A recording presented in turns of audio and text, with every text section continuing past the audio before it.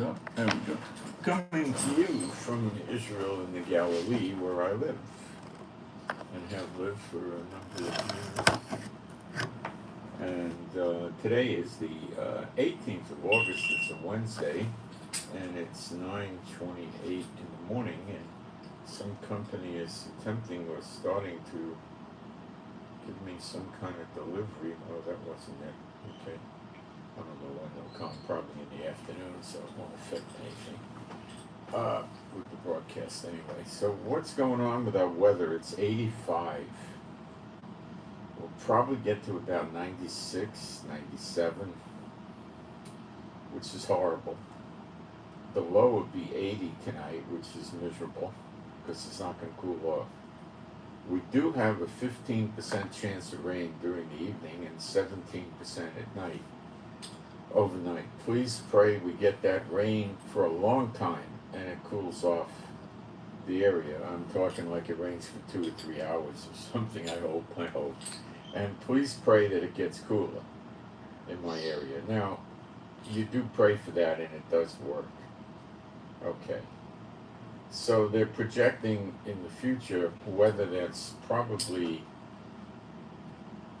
almost typical of August, but tiny bit cooler. So we're looking at, temperatures that are going to be in the higher 90s. And that's going to be the state of the art till the end of the month, according to the weather. It's so hard. It's so hard. I take the little dogs out for a walk, and I don't know, maybe 8 or 10 minutes, and they're both ready to go home. Then I put them in the yard for a while, and they run around, but once I hear them panting, boom, they go back in. The weather is uncomfortable here, as you know. Okay, we got some very interesting news, which I'm reluctant to tell you it's good news, and I'll explain all of that to you. But let's do our praise. Okay, there is no God like Jehovah. There is no God like Jehovah. There is no God like Jehovah. There is no God like Jehovah. There is no God like Jehovah. There is no God like Jehovah. There is no God like Jehovah. There is no Messiah like Yeshua. There is no Messiah like Yeshua. There is no Messiah like Yeshua. There is no Messiah like Yeshua. There is no Messiah like Yeshua. There is no Messiah like Yeshua. There is no Messiah like Yeshua.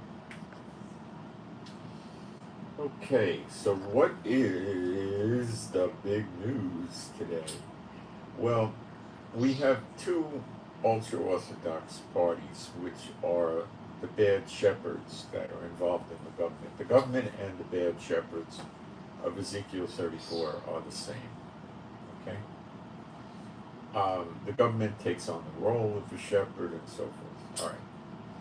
All right. They take care of the poor, allegedly, and stuff like this. So anyway, there are no Levites or Pharisees or Sadducees or anything with any kind of power other than these two ultra-Orthodox Shmagegi groups that are in the Knesset with somewhat of an amount of votes. The two of them together, one's called the Shas Party, which is run by Aryeh Deri, who's been in jail either 2 or 3 times, been arrested, served time in jail 2.5 years, and I can't remember if he was actually convicted a 3rd time or it's just 2 times, but he's no longer the head of the Shas Party. Well, he's no longer in the Knesset.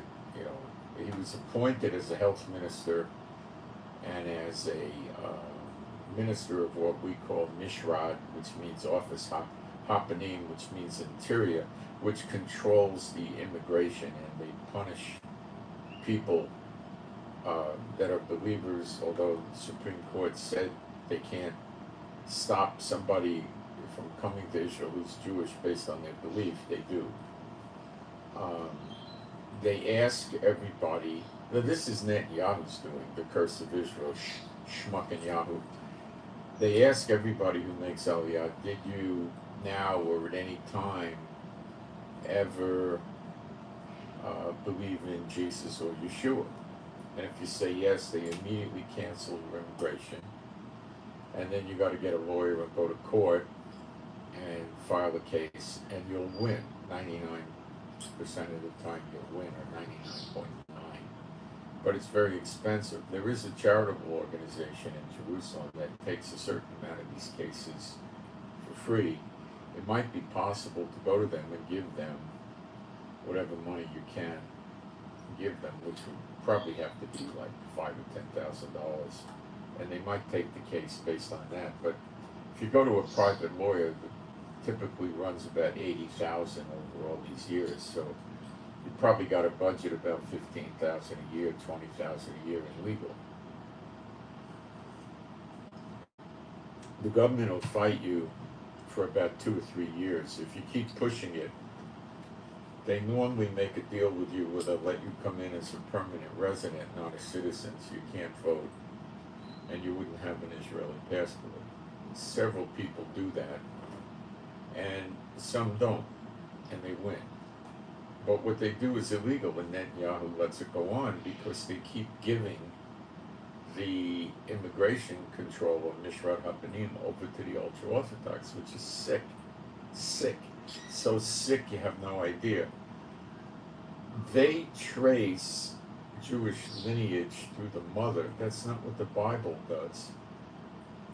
Who's a Levite or a Cohen goes through the father. It's always through the father. There's nothing that goes through the mother. Okay? When in old Israel days they conquered a country, they took the women as their wives, and they let them mourn for 30 days. That had something to do with cutting their nails or something. And then they took them as their wives, and the children were still Jewish. This is absurd. This is absurd what they do. And then they do things because they have the chief rabbinate's office, which should be dissolved. And they tell people that are born in Israel, you know, they were born here maybe in 1990, and then they want to get married. So they marry somebody else, and then the chief rabbinate just decides to go, you know, your mother is not really what we consider up to standards Jewish, so if you want to get married in Israel, you have to convert. Now, they've been living in Israel the whole life. They've been observing holidays here and there, maybe eating kosher and something. They tell them you're not Jewish.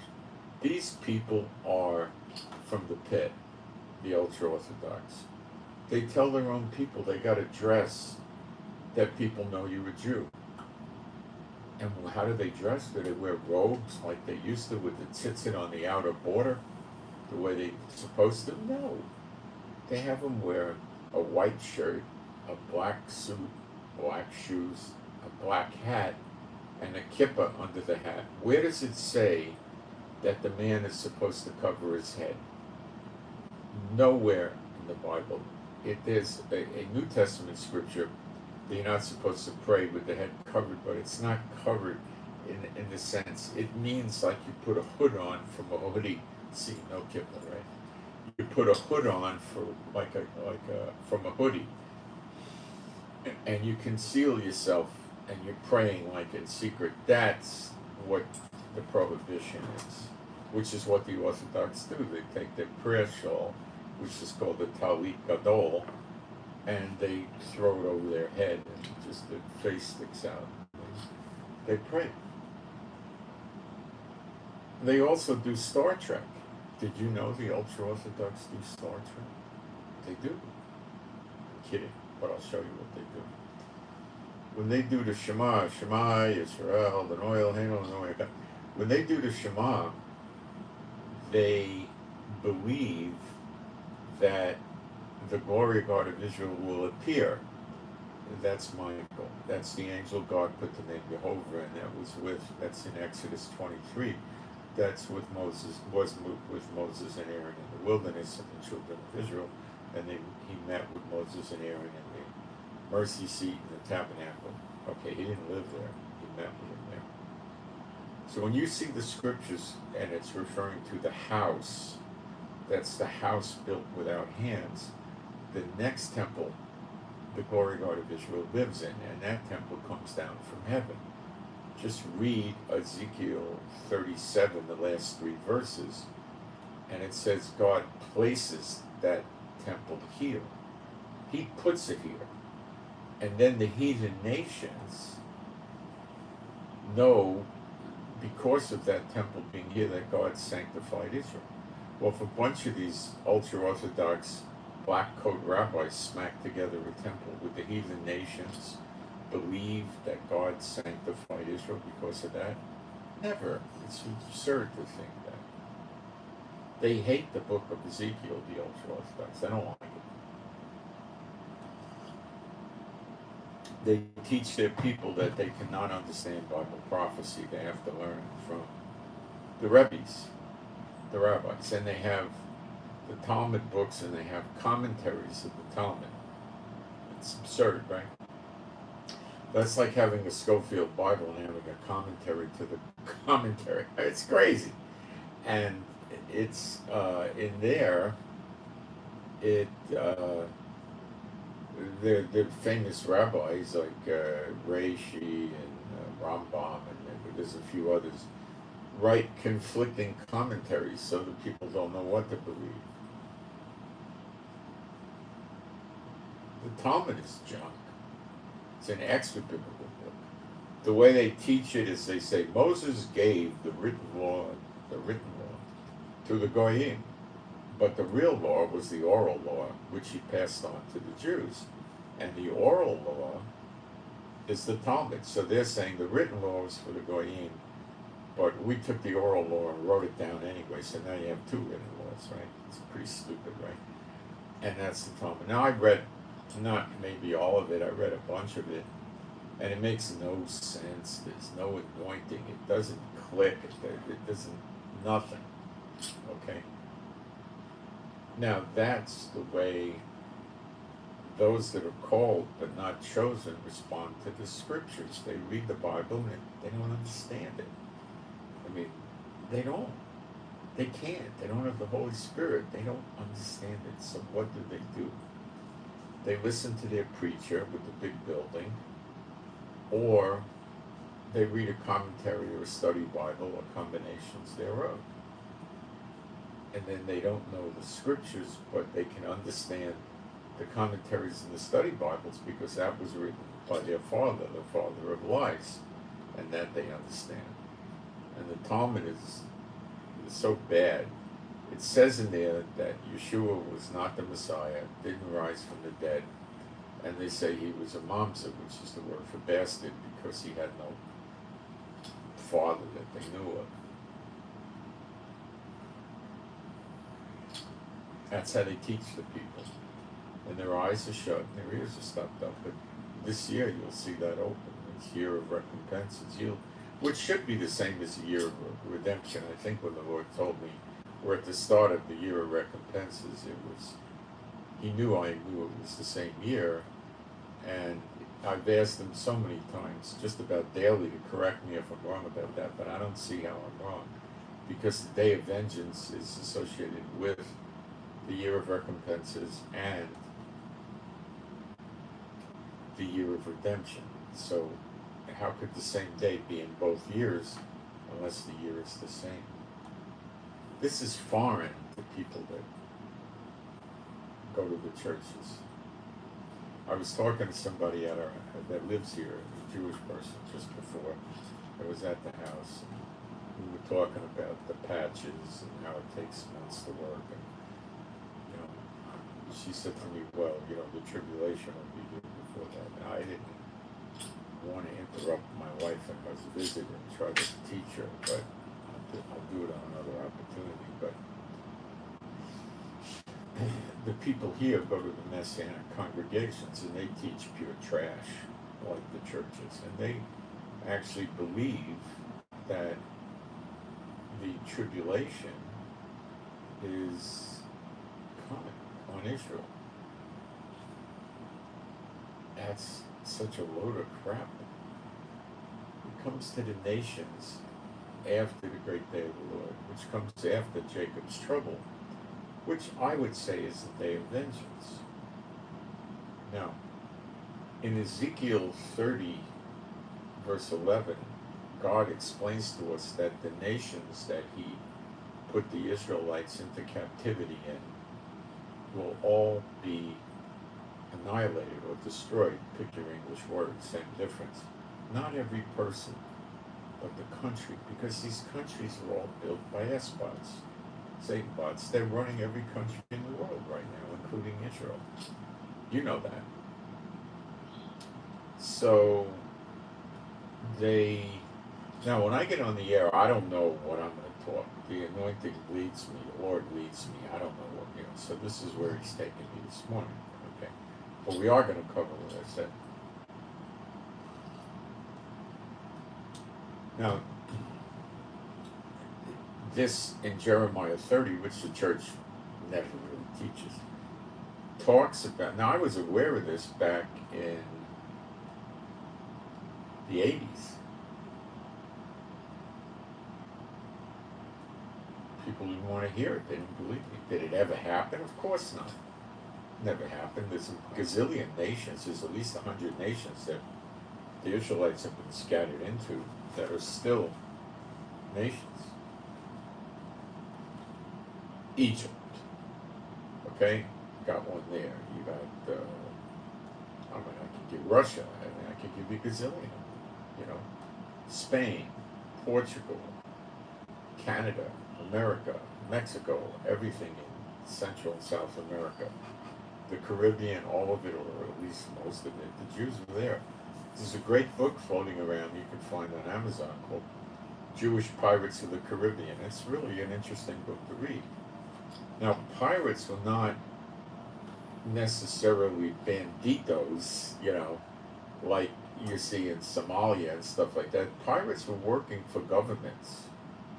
So they had some official status,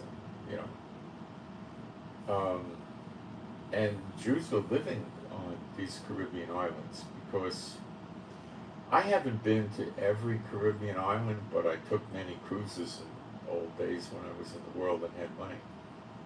I used to like the cruises for vacations, and it had things I liked. There was a gym, you had the exercise deck, you had great weather,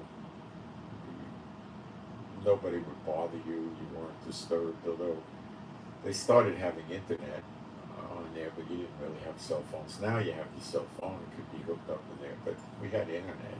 Not so good, but we had internet. The way it initially started on the cruises, you had to go to the computer lounge, and most people didn't know how to use the internet. I'm talking in the 90s, or even 2000 or 2001. And you had to use one of their computers. And then later on, you were able to get the internet in your room, in your cabin, and use your own device. And it was real interesting. I used to sit out on the balcony and talk to people on the internet. No, you couldn't talk on that internet, no.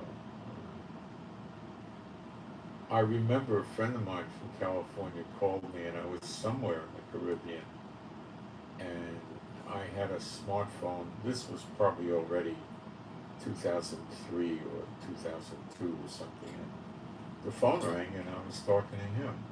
I picked up a signal from one of the Caribbean islands. Either we were anchored near it or close by. I think we were anchored. So anyway, they were in Asia and stuff like that. These nations have never been destroyed, and Jeremiah 30 is talking all about the birth pangs leading to the travail. The travail is the birth of the nation in a day. The birth pangs did not lead to 1948. Forget that. Okay? And it says that they're going to be so scared, they're going to be clutching their guts, and their face is going to be pale. And that's the birth of the nation in a day. When they're that scared, the men are gripping their stomach like they're giving birth. What do I mean by travail? Travail is the water broke, cervix is dilated, the baby's crowning. That's travail. Okay? Birth pangs precede it, right? And the travail happens in a day. Chad Yom, 1 day in Hebrew. What would you say in Spanish? Unos días. What would you say in French? I don't know French. I took a lot of French, but I don't use it. So, that's, that never happened. And that's going to happen. And that could happen in a day. I don't know. So, you know, I'm looking at all this stuff and I'm, you know, kind of wondering, you know, what's going to happen. Now we see that the world looks like it's going to go to war. And when I say that, I would say any hour, any day. The United States just gave Russia, they said, I think it was Blinken or Jake Sullivan or one of them, the defense minister, told Russia that there was their last warning. They didn't want Russia messing with the grain shipments in the Black Sea. They want that grain getting out of Ukraine, and Russia doesn't want it. He wants the world to pay for his suffering. So, what would the United States do?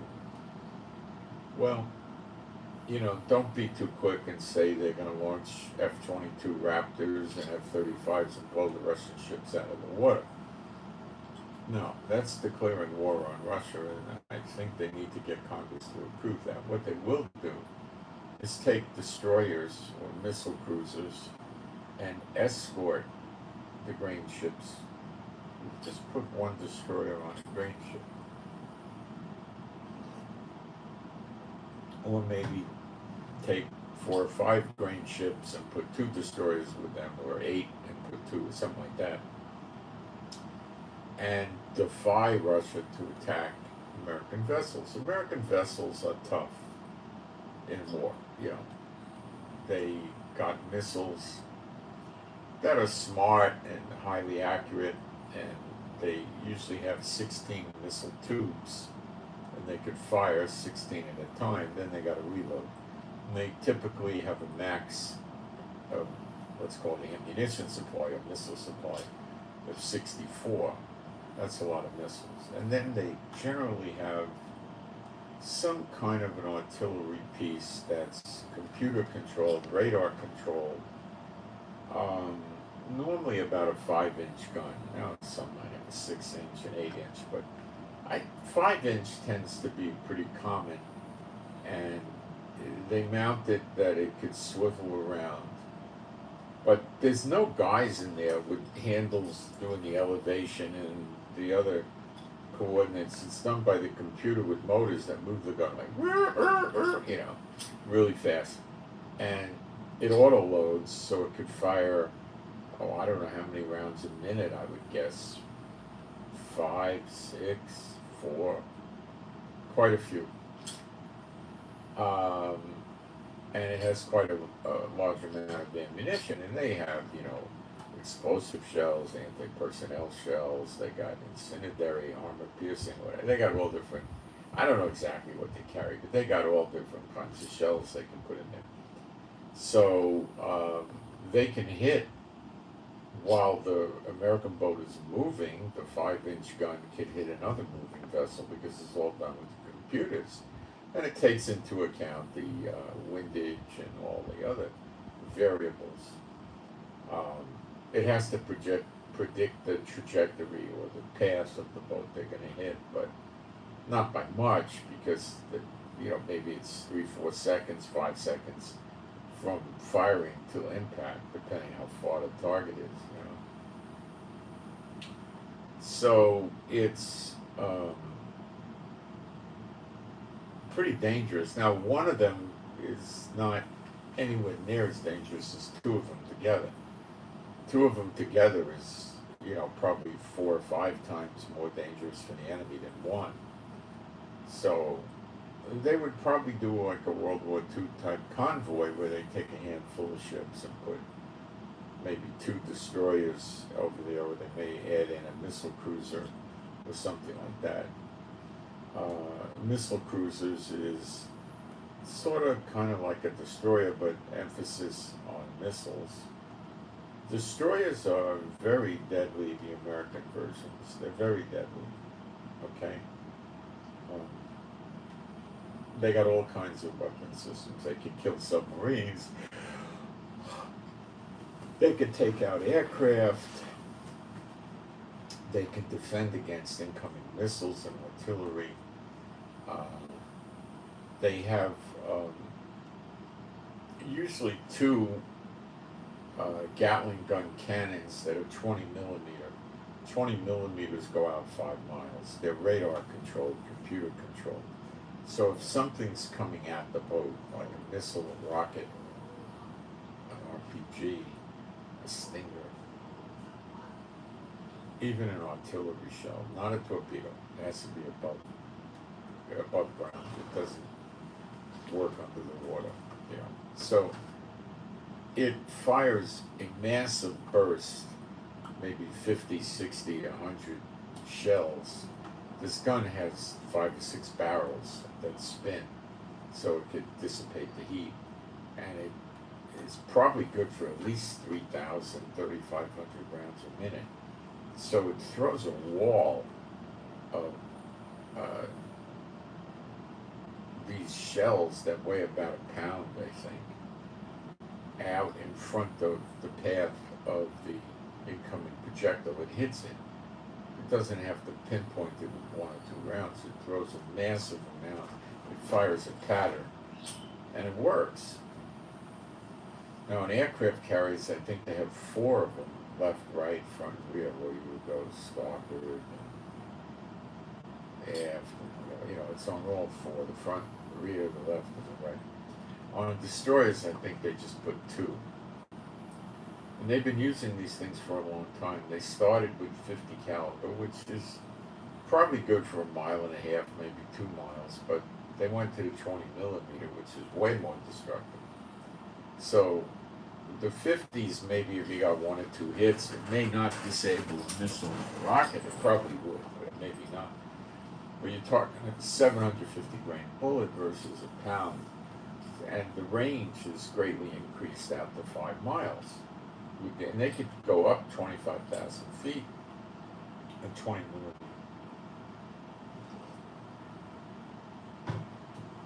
millimeters. They're belt fed. Small runway. I don't believe the Russians or the Chinese or Iranians or any of these other countries have any of these guns.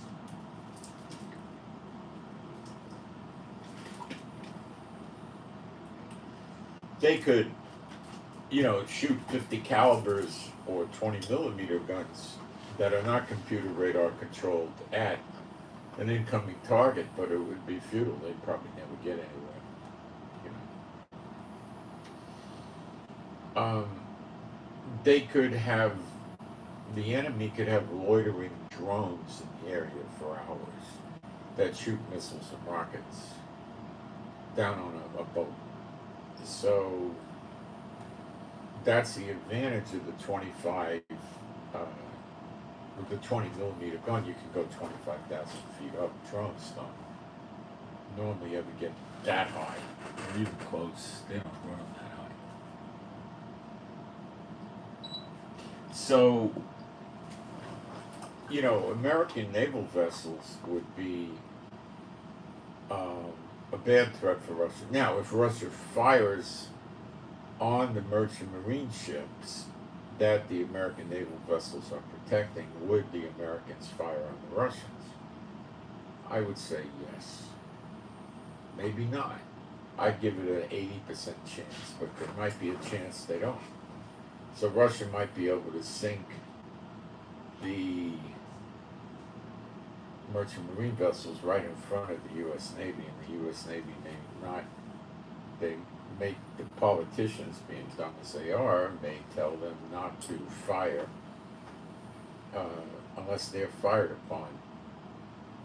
But I don't think that would happen. I mean, anything could happen. That's in anything.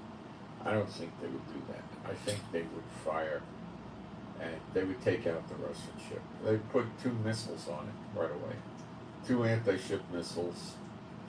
And if that didn't do it, then they'd put 2 more, and then 2 more, and then 2 more. And if there were 2 boats there, 2 destroyers and missile cruisers, they'd probably each fire 2 or something. And if the Russians managed to defend against that, then they would do it again, and then they could start with a 5-inch gun. Destroyers could launch torpedoes at it, and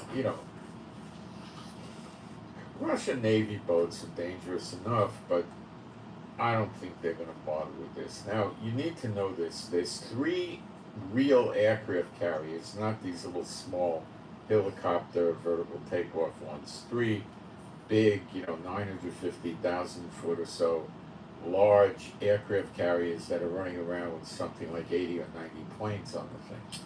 5,000 sailors, the real McCoy. 3 of them are in the Pacific now. Now that is a real red alert. If there's actually a war breaking out, the 3 is probably about all America can spare. Let's have a breakdown. They have 12 of these boats. They had 13, now they have 12. Okay? Now, they're going to use one at Hawaii. No doubt about it. Okay? They're going to use one up in Alaska. That's 2. They're going to have one out around the UK because America always protects the UK. So now we got 3 deployed. Then they're going to have, if they're really worried, they're going to have 2 on the East Coast, that's 5. 2 on the West Coast, that's 7. 1 in the Gulf of Mexico, that's 8, right? They're in the Middle East, they'll have at least 1 in the Middle East, that's 9. And then they got 3 others that they'll use accordingly. They could send more to the Pacific and up their aircraft carriers to 5. Now, we know there's 3. Now, minimally, each aircraft carrier is going to go with a flotilla of 4 destroyers and cruisers, 2 and 2, heavy missile cruisers and destroyers. So that's 12 escorts, minimally, and the 3 aircraft carriers themselves, which are plenty dangerous, extremely dangerous. Okay, now they can, and probably are doing something more like 6 escort vessels per aircraft carrier, which is 18. And you better believe that if 3 aircraft carriers are floating around in the Pacific, I would say at least 6 submarines are out there lurking to protect them. Okay? Not only can they protect them, they could fight against land by launching missiles from under the surface, like 40 feet under the surface. They can start slinging missiles at a land-based target from the water. Now, I don't know if China or Russia has any capability to detect this, but the submarine could basically just launch 3 or 4 missiles, or even 2, and then drop down 500 or 600 feet, go 4 or 5 miles away, pop up, boom, another 2, down it goes. With the submarine, you got to get probably within 100 feet of it or less to, with a missile, at least within 100 feet. I don't think that even would work. You need a hit. You need to hit the boat.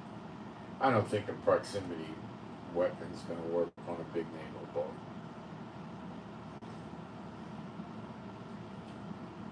Good luck hitting the submarines.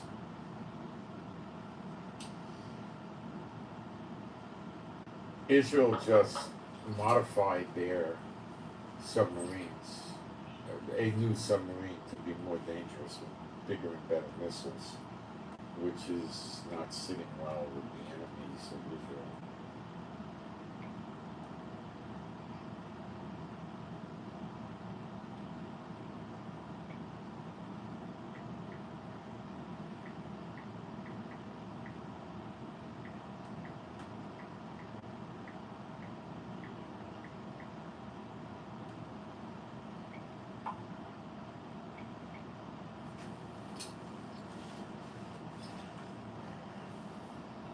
That was 2 additional shelves from my room. I'm trying to get my room organized.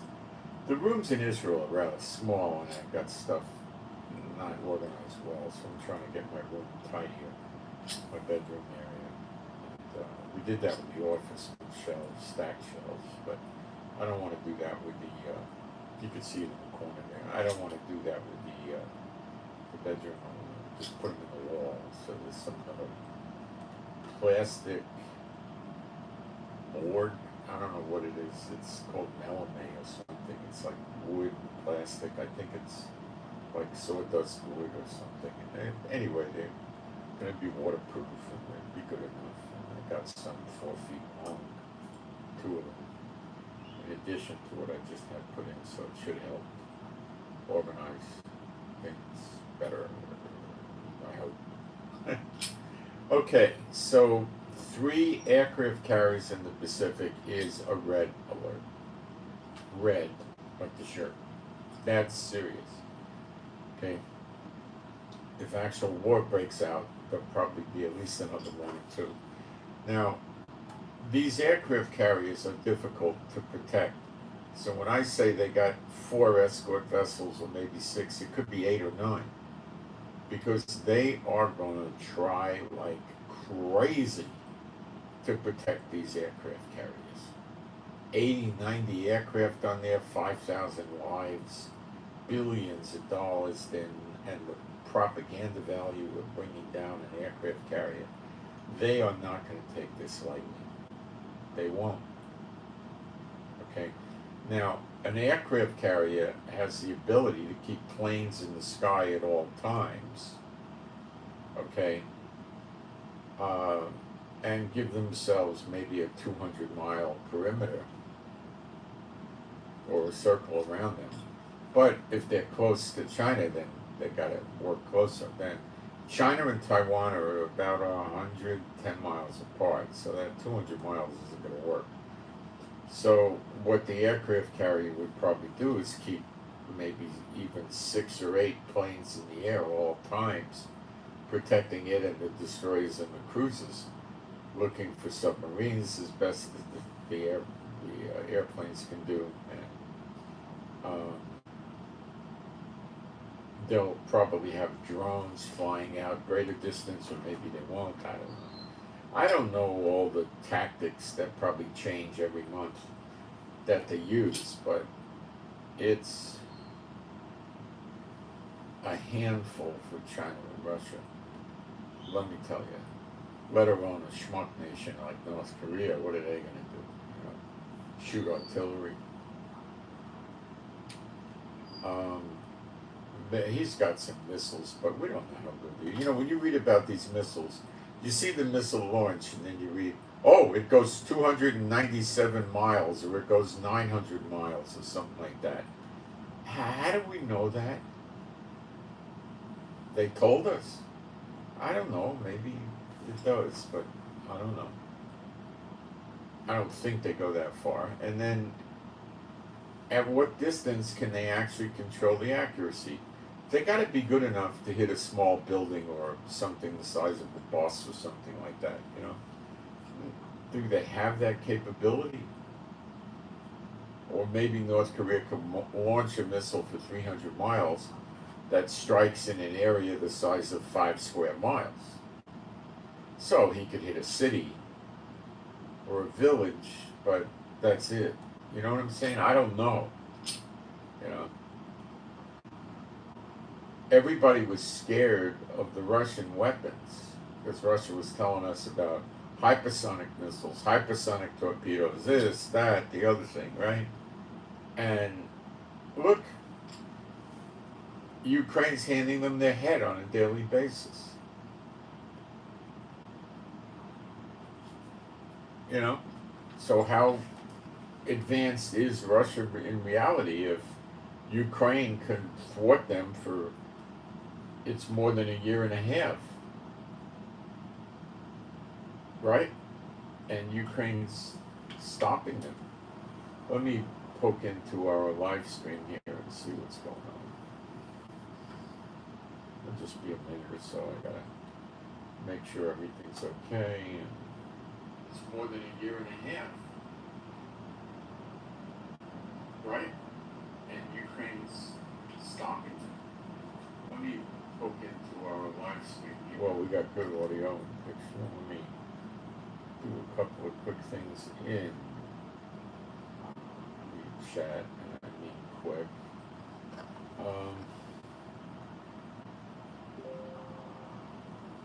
That noise you're hearing is Chief snoring. It's my little guy. Chief would like to be 3 feet tall and weigh 50 kilo. He'd be very happy like that. But I think he's happy. He really likes me.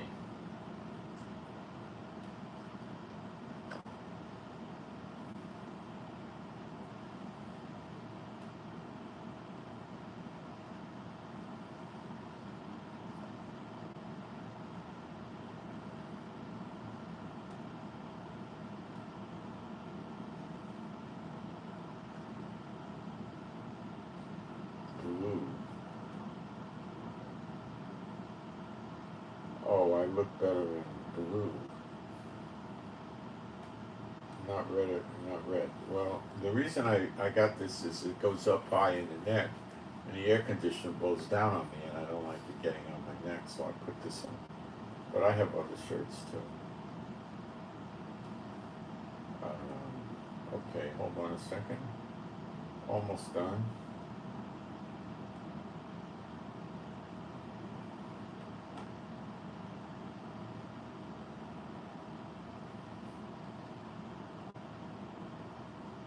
You know, I'm going to try something else. Hold on.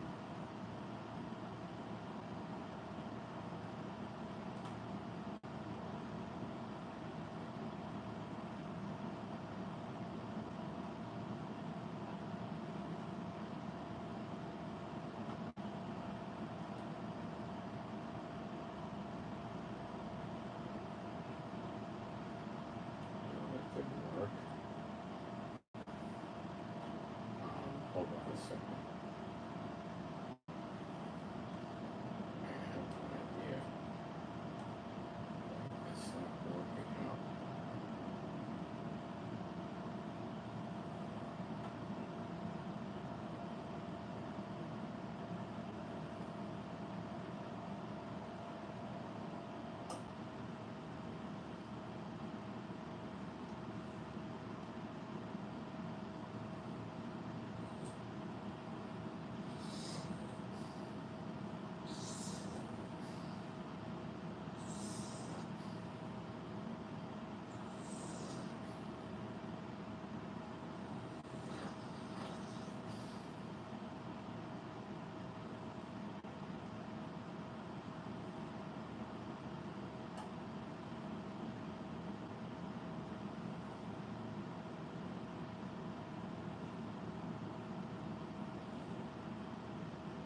Let's see how this works.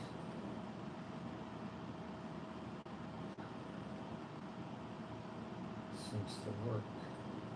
Hang on a minute.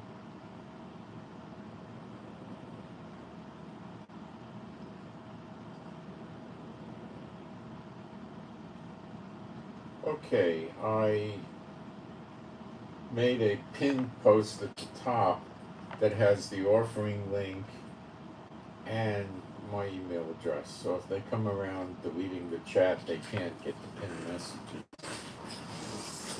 Ha ha ha. Okay. But I don't think they're doing that anymore too much. Sometimes I don't know. I don't think they'll be able to get to it today. All right.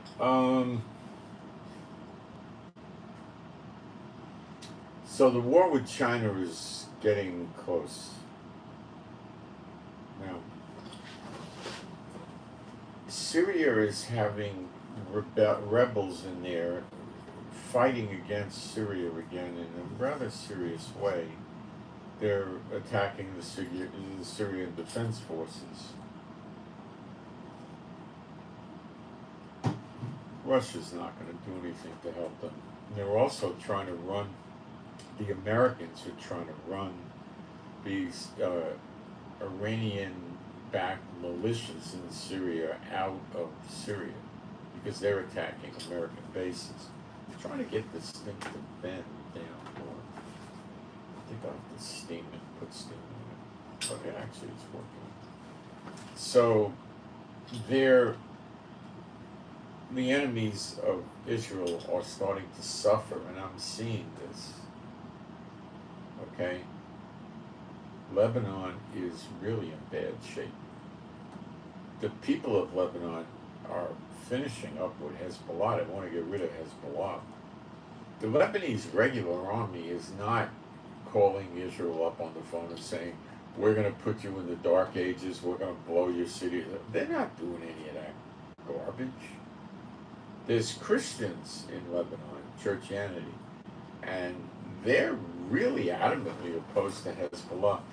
They do not want to see this mental case Nasrallah attack Israel and try to send Israel into medieval times.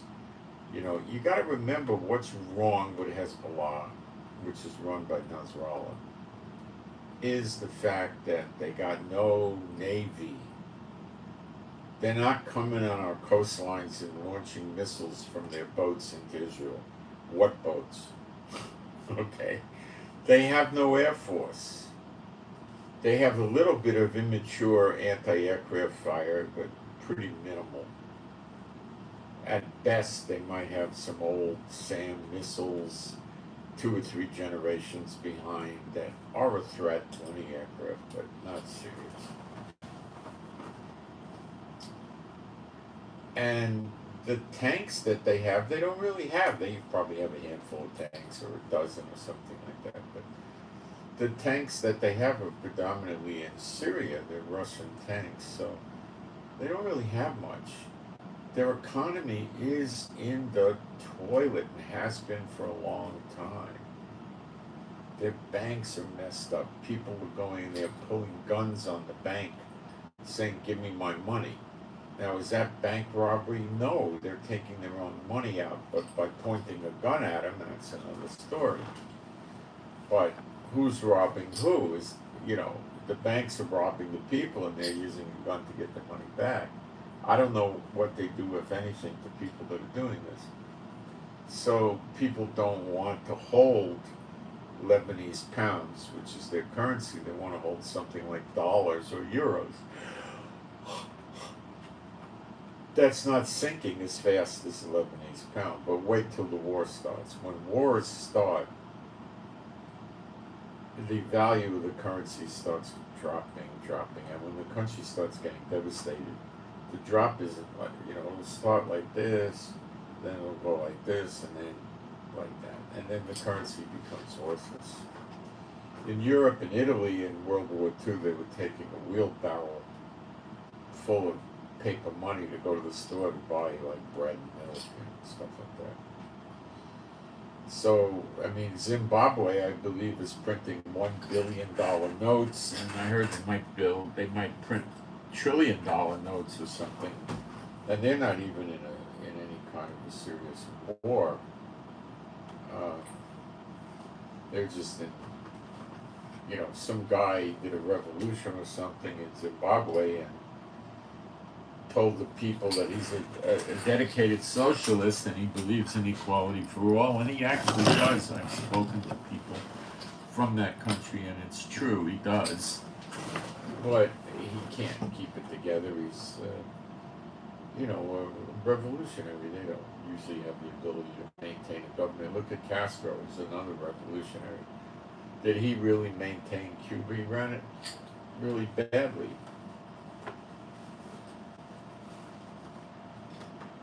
He didn't know what he was doing, this guy Castro. He became an anti-cigar smoker, and he destroyed the fields that were cultivated for perhaps 100 years or more to grow cigars, and he started putting tomatoes and onions and stuff in those fields and ruined them.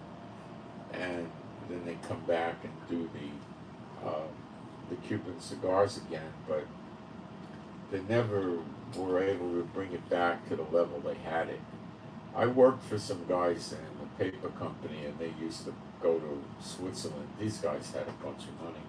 They used to go to Switzerland and go to Davidoff in Switzerland. Davidoff is a Jewish seller of fine goods. They make aftershave, they make cologne, perfume, they make coffee. Surprisingly, the coffee's not that good. I have some to sell it in Israel. It tastes alright, but I don't know, it's just not that good. Maybe I don't put enough of it in, I don't know. But it's not cheap and it's not expensive, but not cheap. And they have cheap coffee here, but I don't like it. I'm a little bit nuts. I drink instant coffee and I like it. And I've been like that most of my life.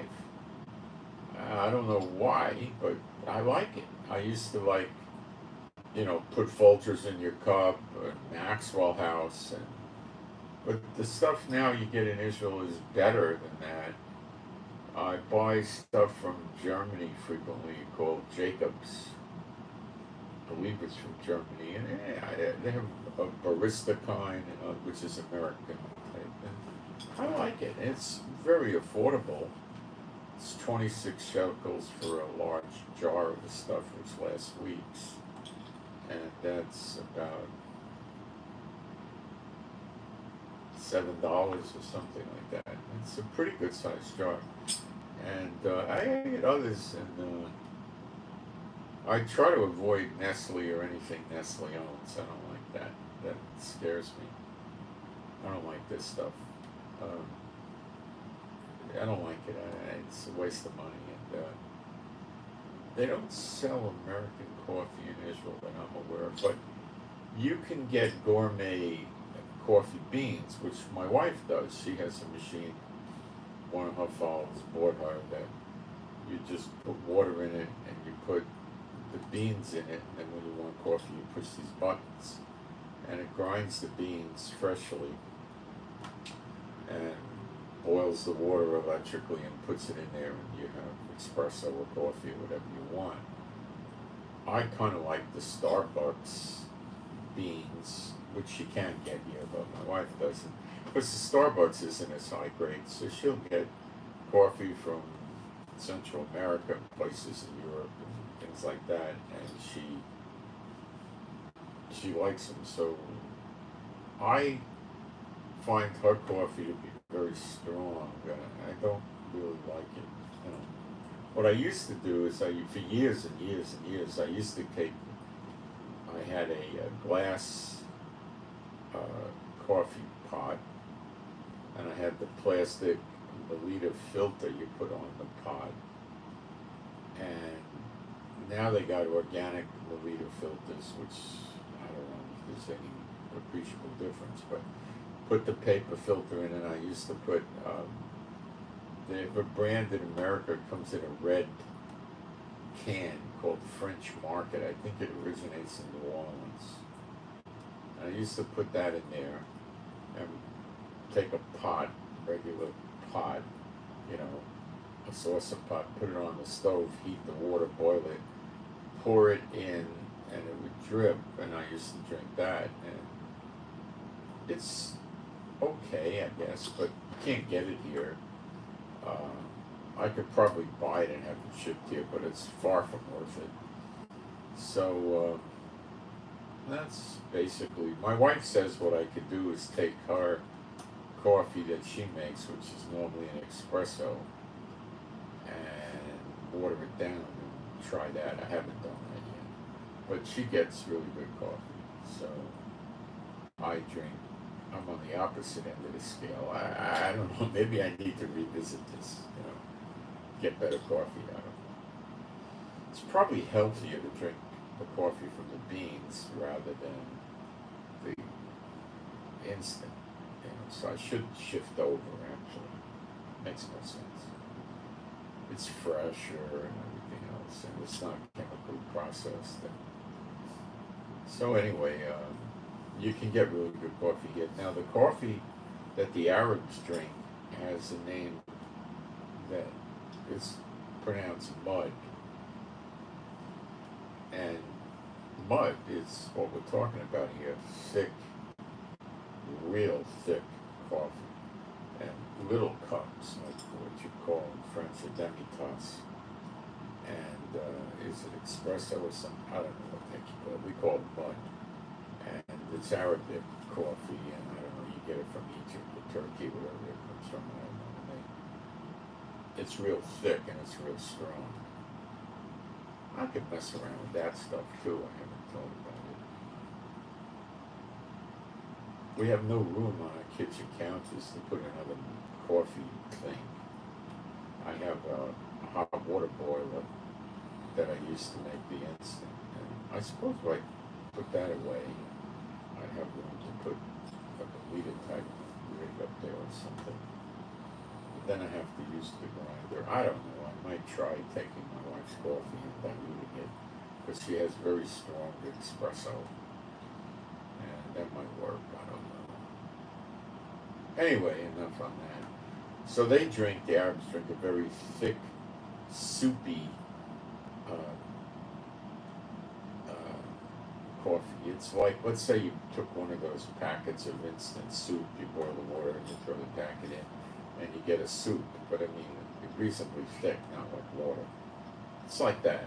I don't know. I haven't had it in many years, but I should take another look at that. I'll revisit that.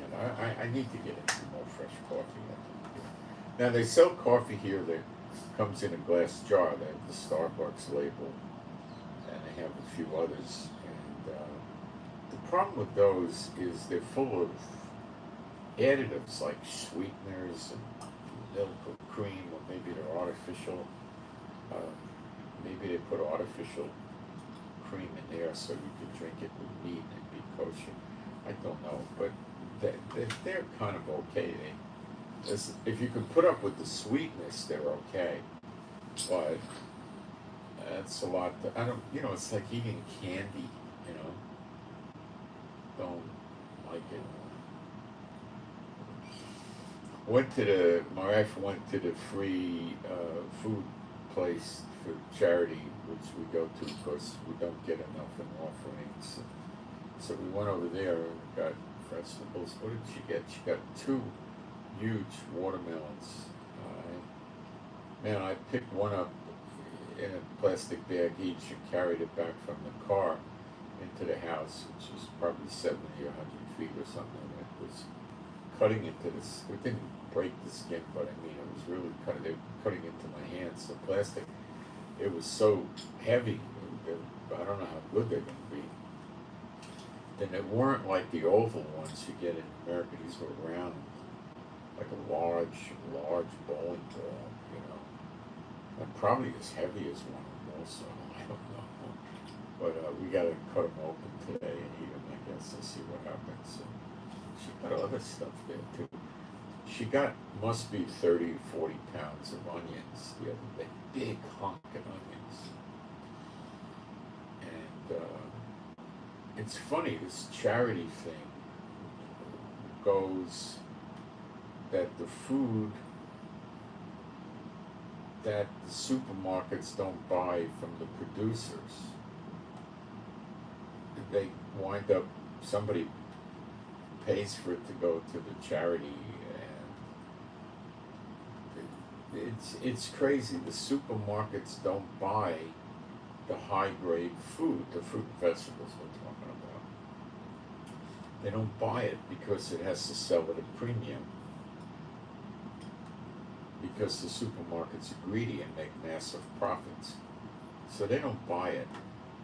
So a lot of it gets left over. Now in Jerusalem, Tel Aviv, and places like that, it will be bought by those gourmet supermarkets, and the wealthier people will eat that.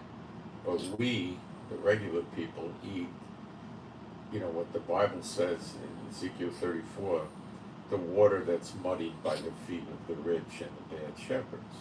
Okay? That's what we get to eat. So if this is a loophole, because the supermarkets don't buy enough of this high-grade stuff, they buy the low-grade stuff, the little onions and stuff, so we get, these things are really good. We got a lot of garlic, beautiful garlic, pounds and pounds and pounds of it, and boy, I I like onions and I like garlic, and that's good. I don't know what else. She got the little potatoes. What do you call those things? They have different names. Well, we call them little potatoes. And, like about like that. She got tons of those in a plastic box. I see them in the storage area of the house. We got other stuff, we got, so that's nice. Getting good meat is tricky. That's tricky. When the weather is normal-ish, you could take chicken wings and go to the grill with wood chips or charcoal blocks, and we have an outside grill, a barbecue, and paint them with some sort of barbecue sauce, like kids or something, like Hooters has or something, I don't know, and we get those and we eat those. The price of chicken wings is so cheap here. People just don't eat it. They don't like it that much. You do see them in the stores and the restaurants. What I'm afraid they do in a lot of cases is they cook it, mostly cook it, and then they store it, and when you order it, they put it in the microwave for 2 minutes or 3 minutes or something, and they finish it. So it's not super scrumptious, but in the States, if you go to most places, it's not that super scrumptious either. KFC, in my book, I used to eat there occasionally, and I enjoyed KFC, but I don't know how healthy it is. In Israel, they got it, but it doesn't taste like America because the breading in Israel cannot have any dairy or milk product in it. So it has synthetics in it, so it alters the taste. So it knocks it down like 3 points on the taste scale. But it's okay, but it's not. When my wife makes the breaded chicken, it's much better. Actually, in America, you buy the breading, comes in like an envelope or something, and you put it on the chicken, and I don't know, it probably does have milk inside it, but we don't mind.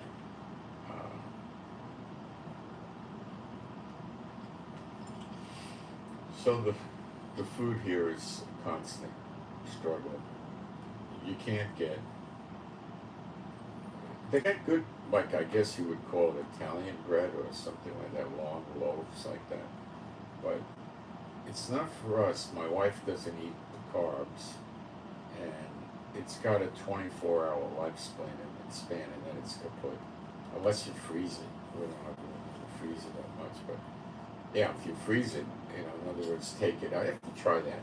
Cut half of it off and eat it, and then take the other half and put it in the freezer. And then when you want it, you take it out. Just put it in something to heat it up, or just leave it out for a few hours. Well, that might make it go bad. I don't know, but I can't buy bagels in the area. They don't have bagels. They got bagel-like objects. They're not bagels. My wife makes bagels. They come out pretty good. She puts onions in them because we got a lot of onions. But it's not good to eat 2 or 3 bagels in a day. One. I like to take olive oil every day. So I take a bagel and I put the olive oil in the plate, like 1 or 2 tablespoons, and I dip and smear the bagel all over the olive oil, and that's how I eat the olive oil. And that tends to work out. I really enjoy eating 1 or 2 tablespoons of olive oil every day. I like that. She makes me an olive oil with garlic in it, which is great. Or you can have it with balsamic vinegar, and that works too. The eggs here taste quite good. You can get organic or not organic. I don't find much taste difference. When you have homegrown eggs, we used to do that in another country. We'd raise our own chickens and we had eggs. Then the yolks are really bright yellow and really good, but they're not like that in the store ever. That I know of, So we can get really good pizza here inexpensively, but how much? Pizza's not really good food. We need bread, and how much of that do you want to eat, you know? She brought me a shawarma yesterday. That was a big, it was, I don't know what you call this, so maybe it's a Moroccan bread. It's not a real bread, it's shaped like a tortilla. It's soft, real thin, but it's not like a tortilla. And it was all wrapped up in there, and he had just the right amount of spice on it and stuff like that.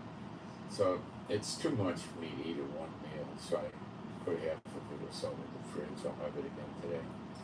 It's nice. Yeah, it's pretty good. So America's very concerned about the Pacific region to put 3 aircraft carriers here. And they're very worried about the Persian Gulf because they're putting warships in the Persian Gulf too, also to patrol the Red Sea. And they got an aircraft carrier running around here someplace, the Red Sea or Persian Gulf or somewhere in there. See, the aircraft carrier itself doesn't pack a lot of missiles and, you know, artillery pieces. It's the aircraft that has missiles, rockets, bombs, guns, you know, 20 millimeters for strafing. And those things are on the aircraft carrier, and they can cause a tremendous amount of havoc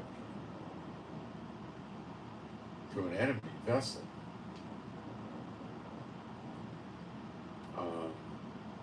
They could, most of these boats can shoot and blow up an enemy naval vessel from a distance where the people on the boat never see the plane. I doubt they even hear it. They might hear the missile. And their defenses generally are not going to be good enough to bring down the plane.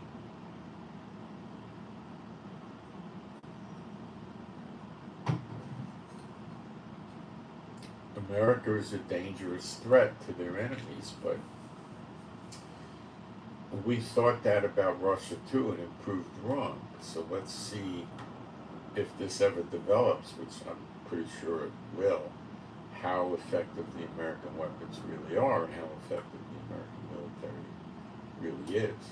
So now with Netanyahu, we have a new development in Israel that on a scale of 1 to 10, 10 being the most important, this is a 9. Huge importance.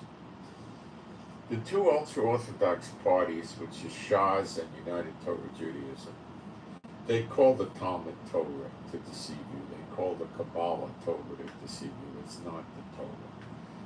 And they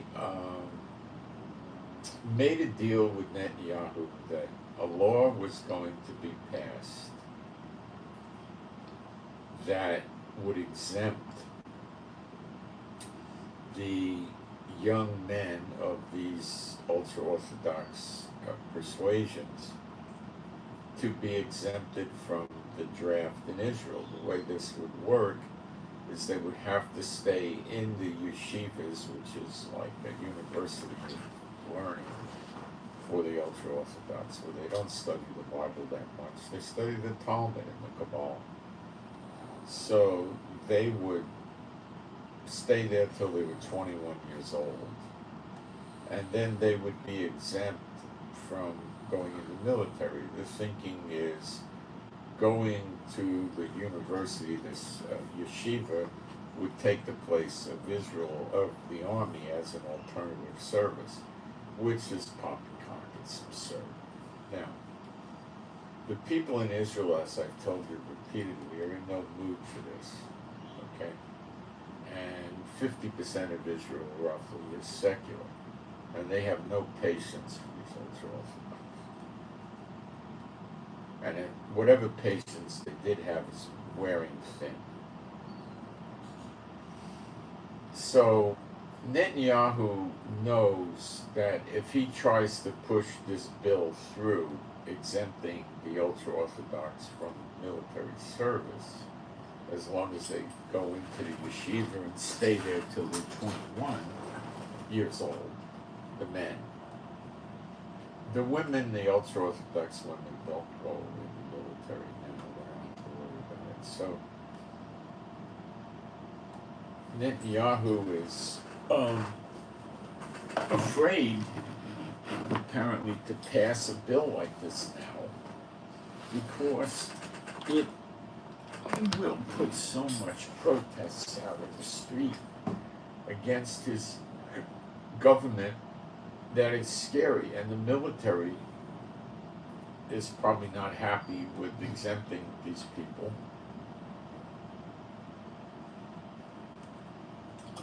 Other people are likely to say, we're not going in the military either, put us in jail. You can't put them in jail. They don't. Israel can't do that. The parents and the grandparents, the aunts, uncles, cousins, friends, brothers, sisters will all rise against the government. They can't do it. It's not like America or Europe. They believe me, they can't do it. If they start doing that, the people will just start breaking into the government offices, and the military will stand down, and they'll just drag Netanyahu out in the street, and that'll be the end of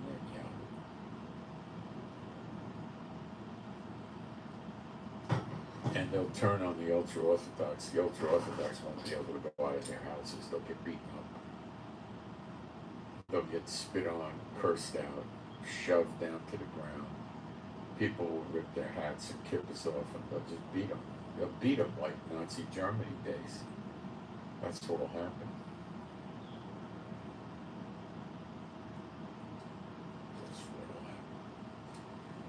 So Netanyahu got scared, although he made a promise to the ultra-Orthodox.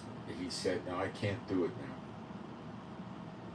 now. Well, they exploded, and they said, okay, we're not voting for any of your legislation, which means he won't get 61 votes to pass his stay out of jail laws, and which is being called judicial reform. He won't be able to pass those.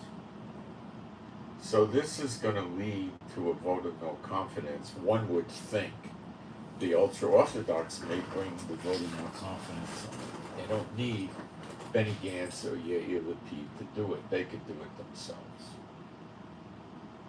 Okay? And Netanyahu will not be able to muster 61 votes to keep his coalition going. And then we will schedule new elections 90 days down the road, which is probably more like 110 or 120 days down the road in reality. And people will then go to vote, and as a guess, the chances of Netanyahu getting back in is slim at 9. Now, can Netanyahu change his mind and say, okay, we'll pass this law? I think ultimately he will, and it'll rip the government apart, and Israel's democracy will probably come down.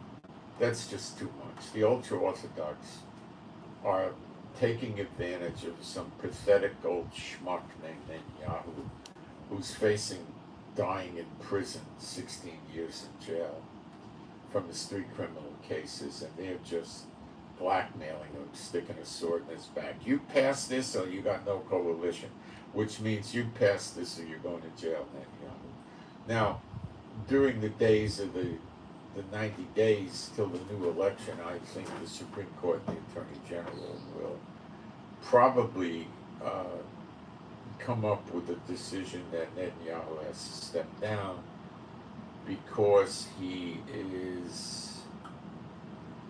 compromised with his criminal cases, and they don't trust him, or they may just leave him alone for 90 days. I don't know. But Netanyahu's not going to take those 90 days laying down.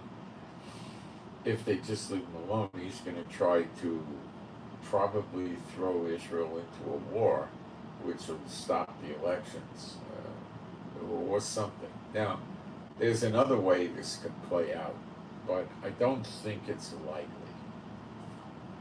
But I have to mention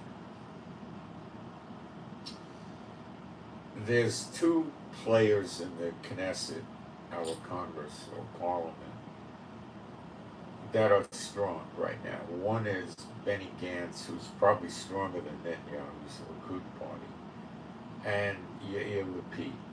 Yair Lapid has said on numerous occasions he won't sit with Netanyahu in a coalition, which is Israeli way of talking. He won't join a coalition with Netanyahu. He knows what a piece of garbage and a liar and a cheat and a scoundrel Netanyahu is and a backstabber. So he won't do it. I mean, look how he's treating the ultra-Orthodox. So, you know, coming up with excuses as to why he doesn't want to do it, could mean he just never wanted to do it. He just said he would do it, and he was never going to do it. We don't know. So, Netanyahu will be losing 15 votes, and he could try to sit with Yair Lapid, who could replace those 15 votes, but I don't think Yair Lapid will sit with Netanyahu and Ben-Gvir and Bezalel Smotrich, the two right-wingers, at all. He won't do it. Would Benny Gantz do it? I don't think so. I don't think Benny Gantz has to do it. And I think if Benny Gantz sits with Netanyahu and these ultra-right-wing guys, his support in his party will fall away. So while Netanyahu may try to replace these votes, which were 15 at their heyday, which may be only 12 or 11 today, but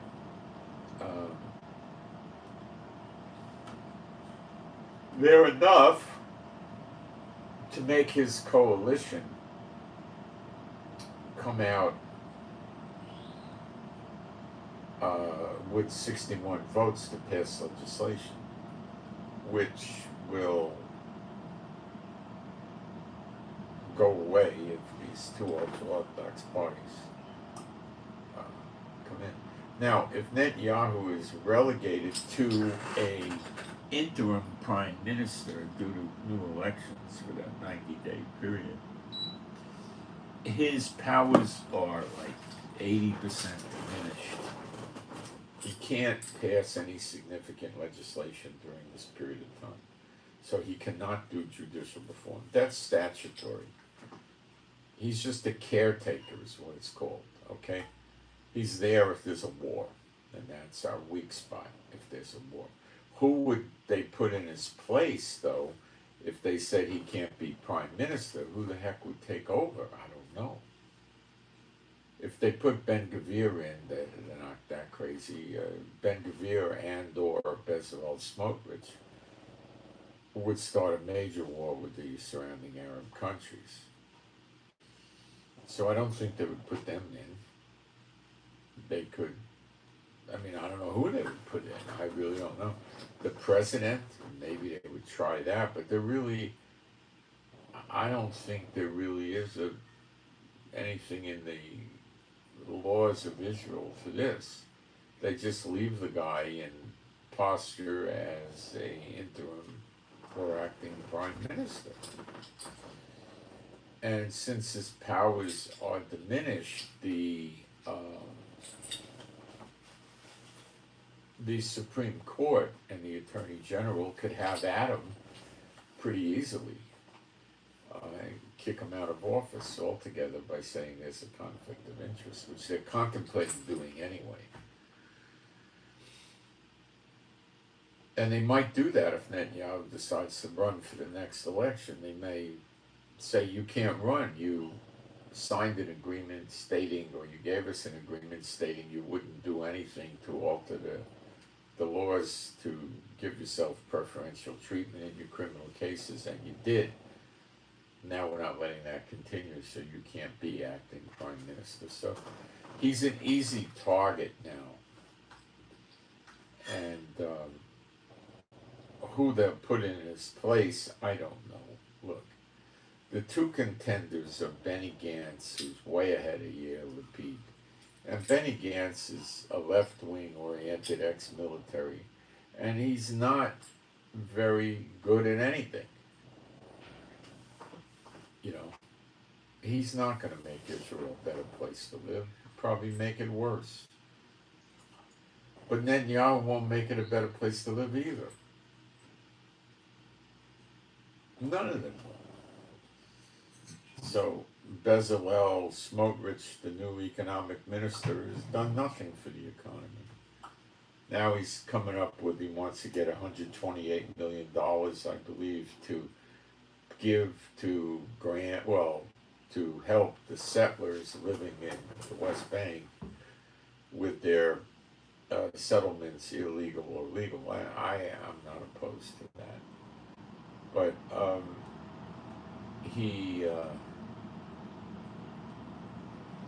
this could blow everything up in Israel, okay? There's a high probability Netanyahu will change his mind and say, okay, I'll give you the draft exemption law. And that's going to get the protests crazy, because there's a lot of people that are not out there protesting now. They're not happy, but they're not doing anything about it. But if Netanyahu tries to move like this, they're going to do something about it.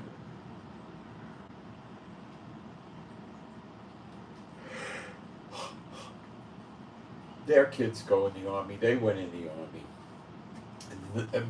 At least half of Israel, if not more, doesn't take the ultra-Orthodox seriously. They think they're a comedy show, okay? Because they're hypocrites. This holier than thou thing, they're hypocrites. That's all they are. They don't really do much that I would make one think they're righteous people. It's ridiculous. Look what they're doing to Israel. Sucking money out of us, blackmailing, extorting Netanyahu to control him. Come on. That's not what we want. So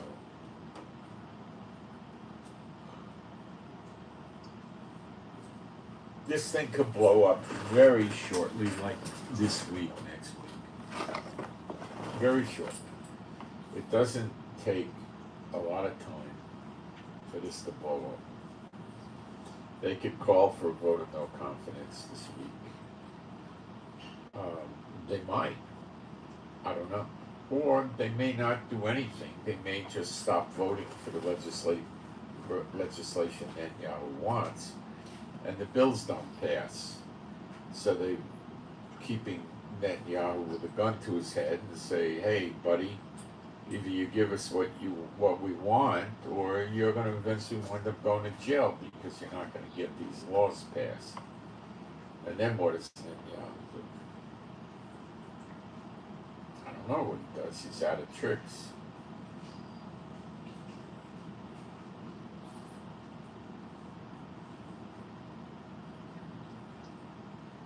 He's out of tricks. And then the democracy in Israel could collapse.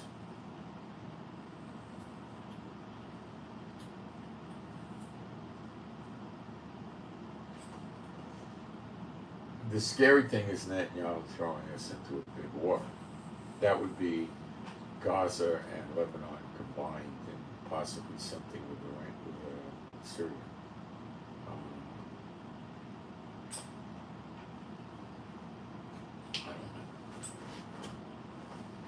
I don't know if the military will go for that or not. All right, let's cover some other events that are fulfilling Bible prophecy. But this is not very important. Paraguay is going to open an embassy in Jerusalem. Who cares?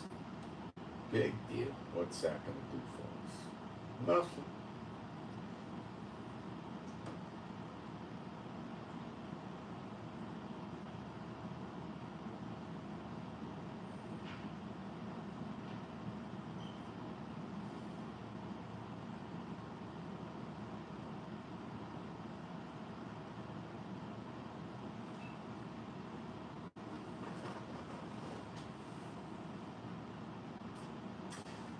Some of you might find this interesting. A Greek airline has launched flights from Israel to Barcelona, Spain for less than €100. This is Wizz, W-I-Z-Z, space air That's the airline, Wizz Air. That's is it doing a round trip for this price? Probably when we read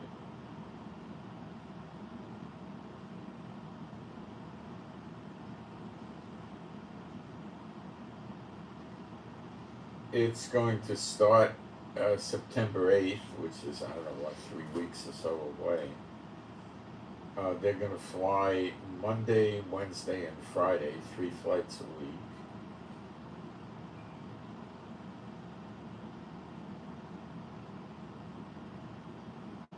Okay, it's 99 euros one way, so it would be 200 euros round trip. Still quite affordable from Tel Aviv to Catalonia, which is, I guess, the Barcelona area.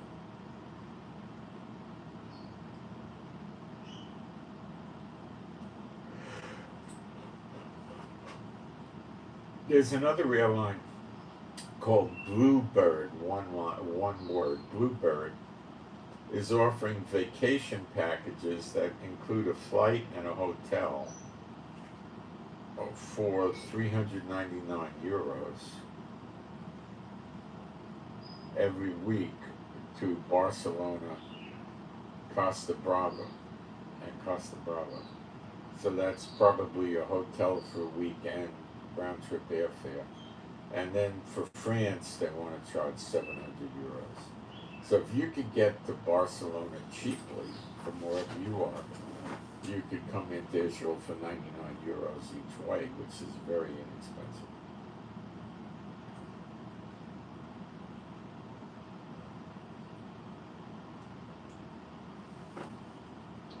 Now it's saying that Hungarian airline Wizz Air is stopping flights from what are they talking about? They say it is, and then they say it isn't. I guess I got the name of the airline wrong.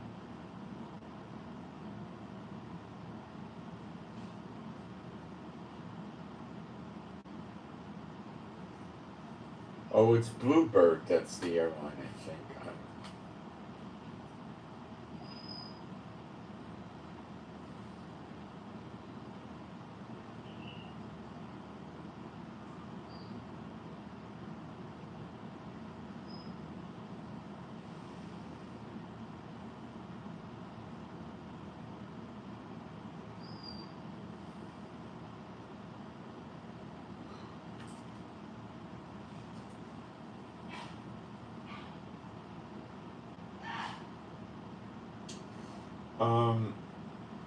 This is people from Europe going to Eilat, which is in the south of Israel, which is a resort with a lot of beaches and swimming pools and warmish weather. Although the weather's not that warm in the winter, it gets into maybe 70 or 73 or something like that.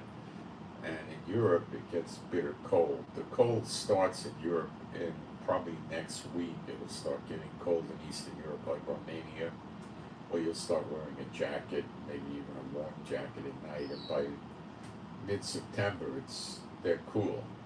So they're not all running out of their European countries in September, but by October they are. And they like to get a vacation where it's warm, and a lot is. Look, if you're running around Europe and it's 20 degrees Fahrenheit and you go down to Levi and it's 70, you're going to go swimming. You know, that's what's going to happen. Okay.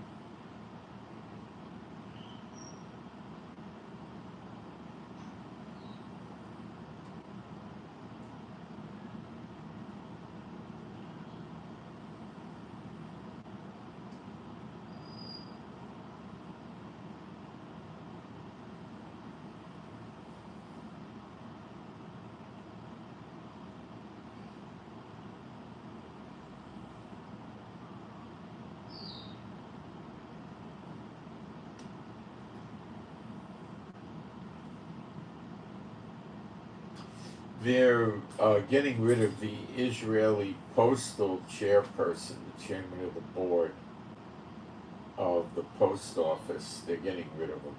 And he wanted the attorney general to help, and she won't do it. The post office in Israel is pretty bad. Let me tell you how bad it is. Of course, I'm in a small village. We have a post office that takes no outgoing mail.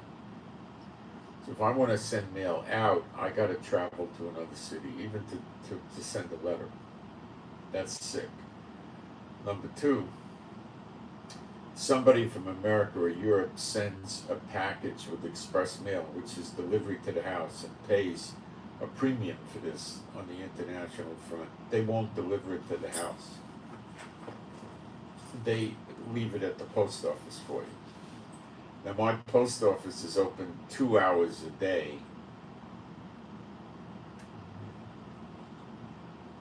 4 days, wait a minute, 4 days a week. It's open 2 hours a day. That's it. That's a real pain in the neck, right? Imagine a post office that's not open all day, and you have no ability to send mail out. What do people do that don't drive? Get on a bus for hours to go to a post office and drop a letter in there. It's a joke post office. In the big cities, Tel Aviv and Jerusalem, they function rather correctly, but not in the rest of the country. So yeah, let's get rid of it. It's no good.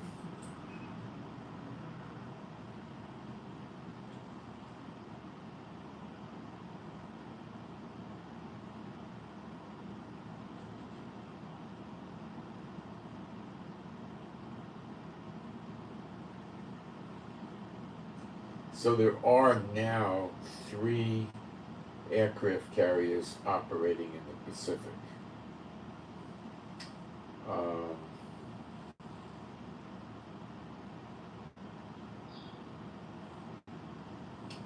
The Gerald Ford is in the Mediterranean somewhere. The Coast Guard Forward is like off the coast of Maine or something. The Nimitz is up by Alaska. The U.S. Coast Guard Healy, these might be the smaller aircraft carriers with the helos and the vertical takeoff, is up in the Arctic Circle somewhere. The Carl Vinson is way off the west coast.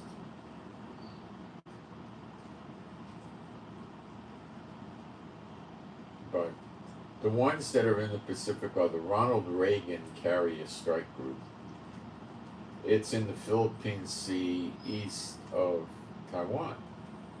That's near Taiwan.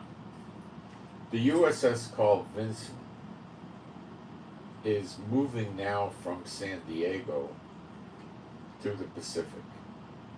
And the USS Nimitz is going over there. It was pulling away from Seattle. Now, I don't know how many escort vessels are going to be in their flotilla. I don't know. At least 4.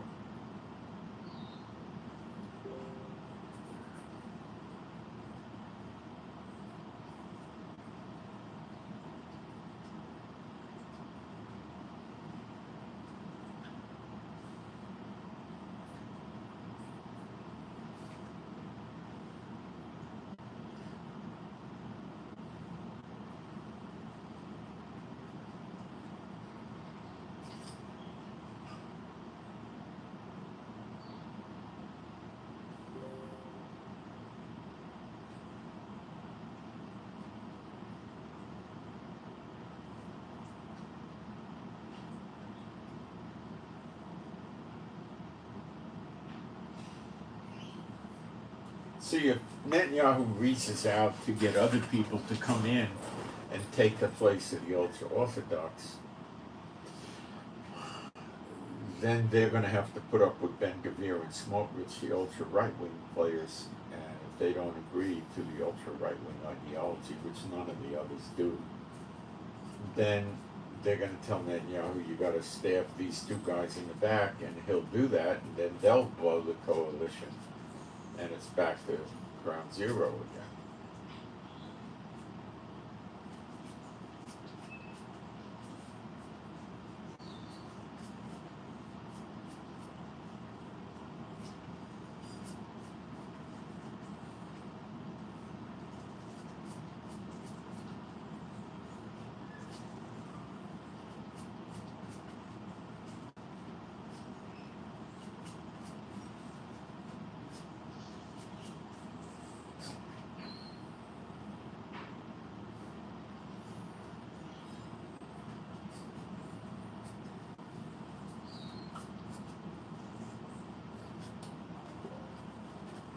this breakout of fighting in Syria amongst the various militias in Syria and all that could be very serious. It's looking very bad.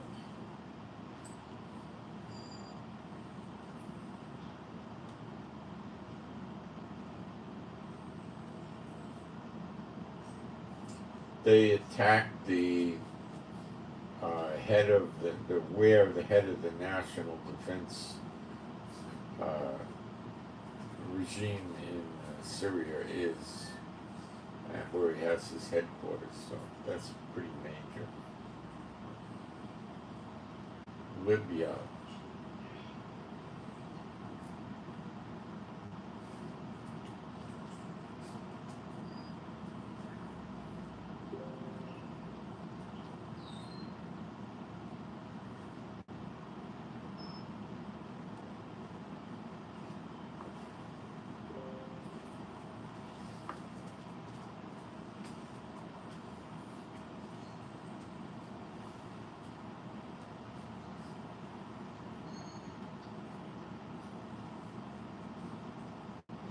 So we're hearing, what we're getting in Libya is sounds of gunfire and explosions in the South Tripoli area.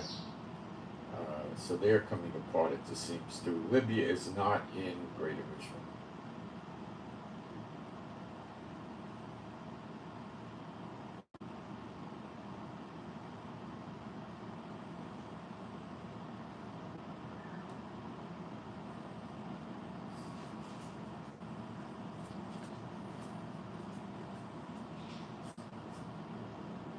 Latvia is multiplying sources in the Belarus border area.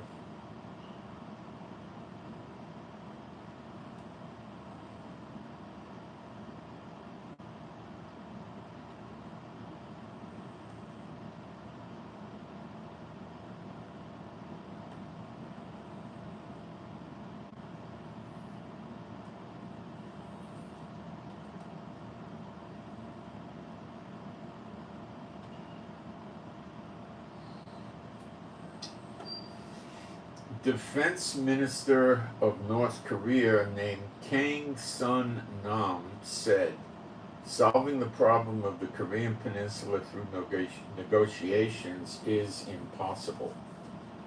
Now that's about as big of a war drum as a declaration of war. It's one step before the declaration of war.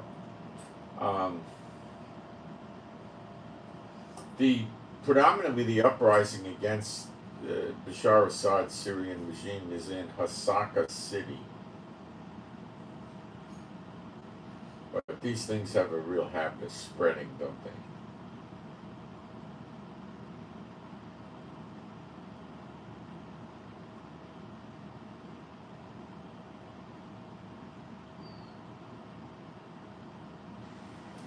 There's a supercell in Germany yesterday, continuing whirlwind of the Lord.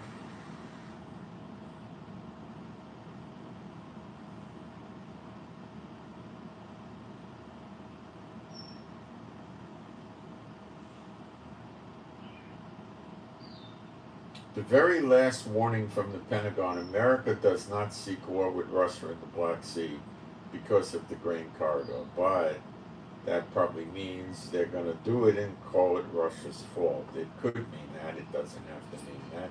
It might mean that. I don't know.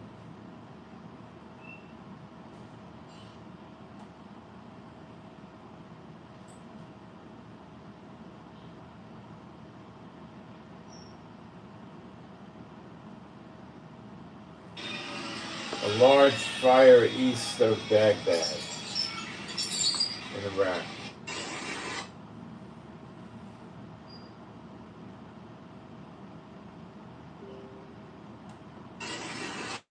India, massive landslide.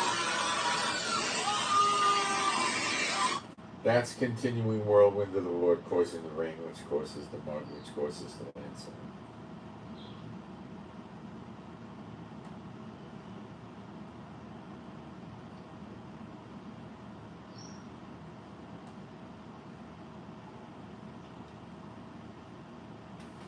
This is an ammunition depot in Syria that was blown up from the opposition.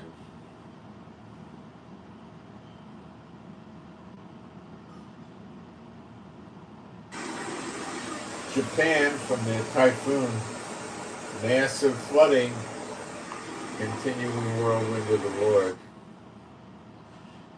You like all these signs? Honduras, flooding, continuing whirlwind of the Lord. This is one day, yesterday.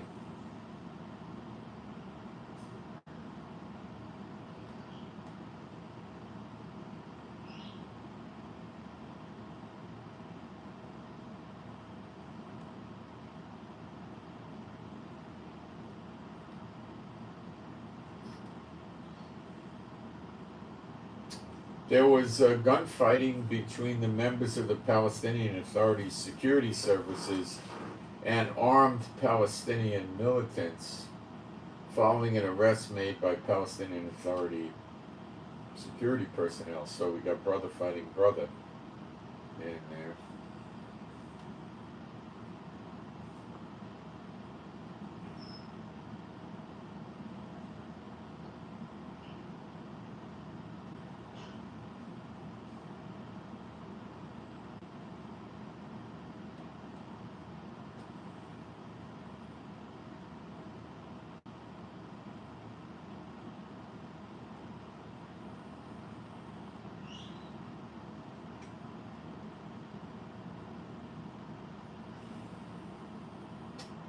There's a group in the West Bank called Ayash Brigade, an organization affiliated with Hamas, that has claimed responsibility for an unsuccessful rocket attack yesterday aimed at the Israeli community of Shaked, which means almond.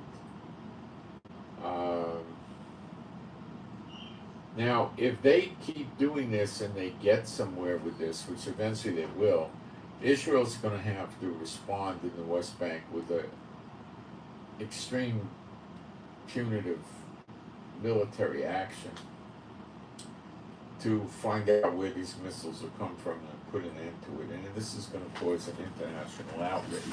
So a lot of Palestinians are probably going to resist, and there'll be gunfights and a lot of arrests. But Israel cannot function with them shooting missiles into Israel from the West Bank. So even a schmuck like Netanyahu will have to stop it.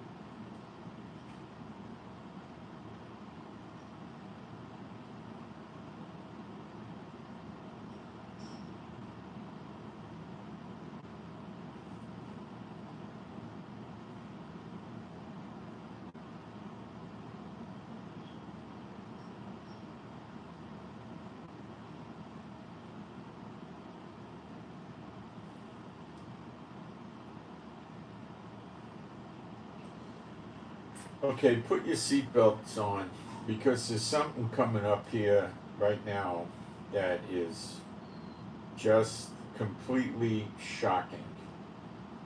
An airport in Iran reported a heat index, now that might not be an actual temperature, of 81 degrees centigrade, 178 degrees Fahrenheit.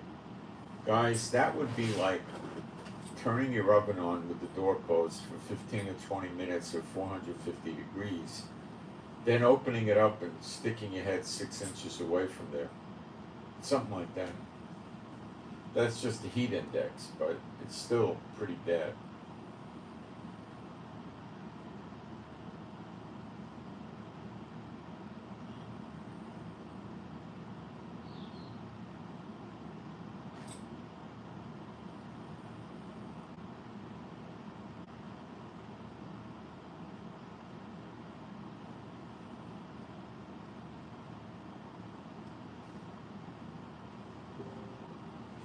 We're seeing a lot of floods, earthquakes, tornadoes, locust plagues. China has that now.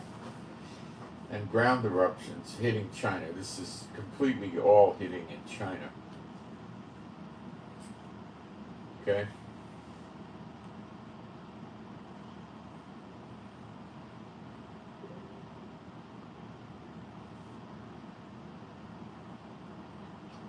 China's no friend of Israel, believe me.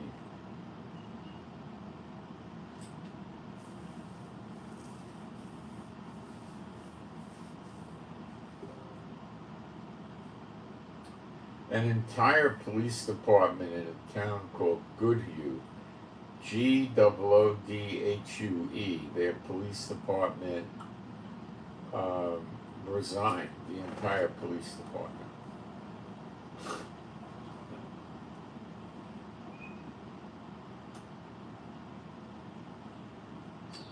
There's a typhoon in Japan that's causing the rivers to leave their beds, the river beds.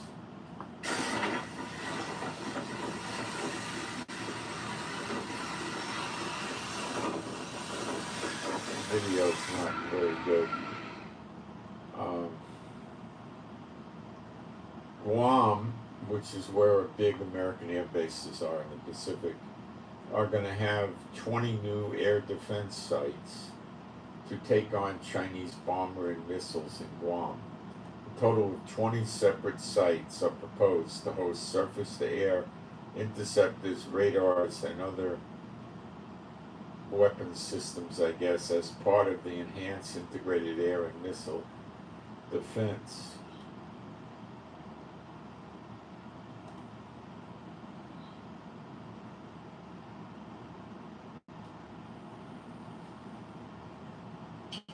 In Maui, where we've had those horrible fires, and none of the mansions burned, curiously, the locals are being priced out of their town by wealthy foreigners.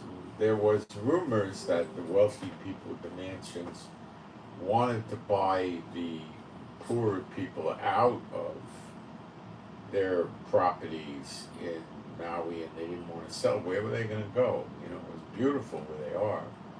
One of the most beautiful places in the world. So now that there's a fire and they lost their houses, they're going to sell. So how does that work? Well,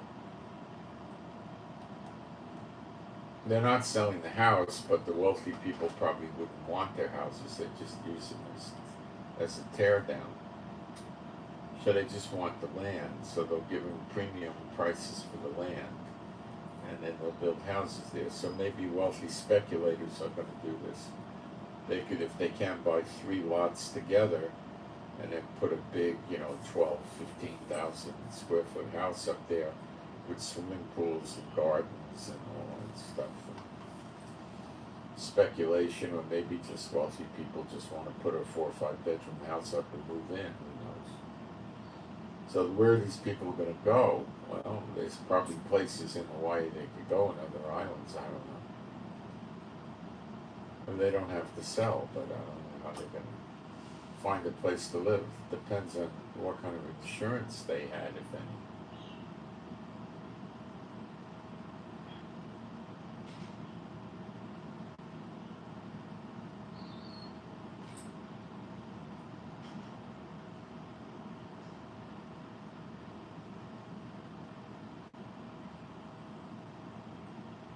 In Hawaii, where they had the fires, by the way, there's a lot of looting now of businesses that have not burned out, and people are getting armed. There's armed robberies of people, and they're looking for food and shelter in the aftermath. So it was a real tragedy there.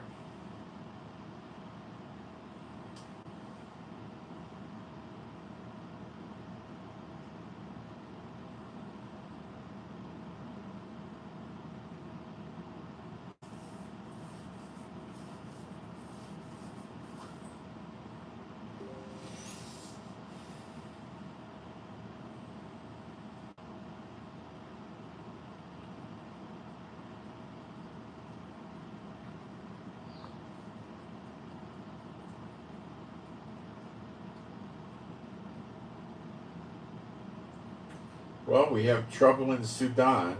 Dozens of bodies, both soldiers and civilians, are scattered in the streets of Sudan particularly in the conflict zones of Khartoum, Bahan, and Omdurman, as the civil war enters the fifth month. The civil war is a ruler fighting ruler.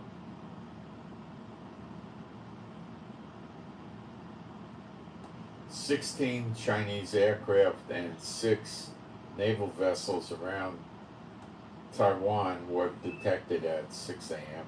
in the morning today."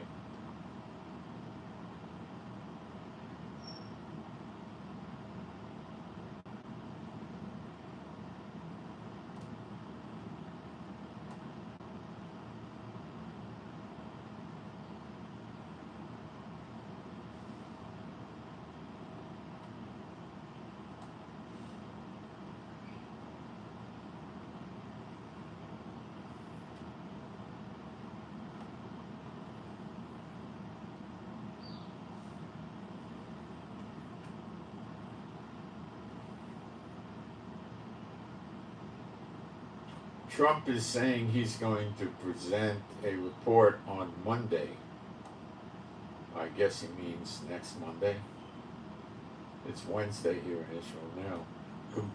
And he says it'll result in a complete exoneration of charges in Georgia. Well, let's see what happens. Rather than comment blindly on this, let's see what happens when he presents his presentation on Monday, and we'll know a lot more.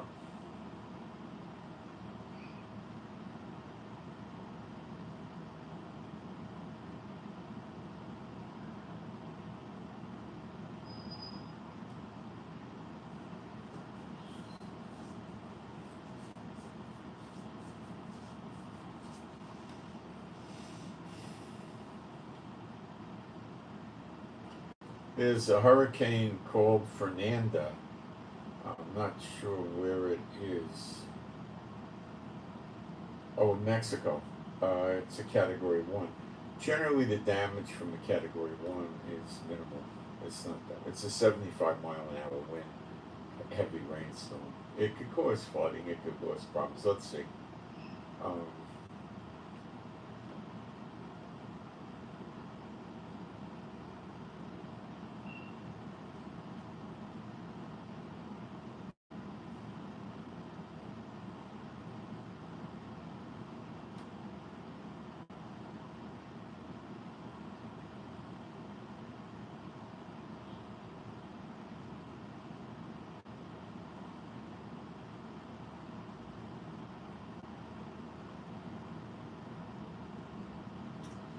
Libya armed clashes in the capital Tripoli. 27 dead, 106 injured. 2 armed factions breaking out, fighting against each other. That is ruler fighting ruler.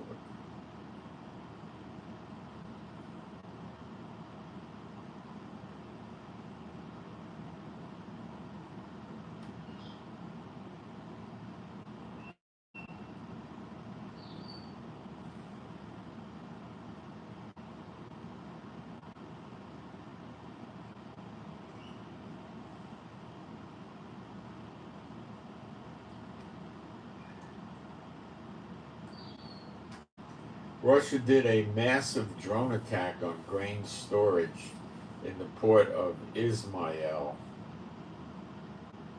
and that's right by the Romanian border with Ukraine, I believe. 300 meters from the border with Romania.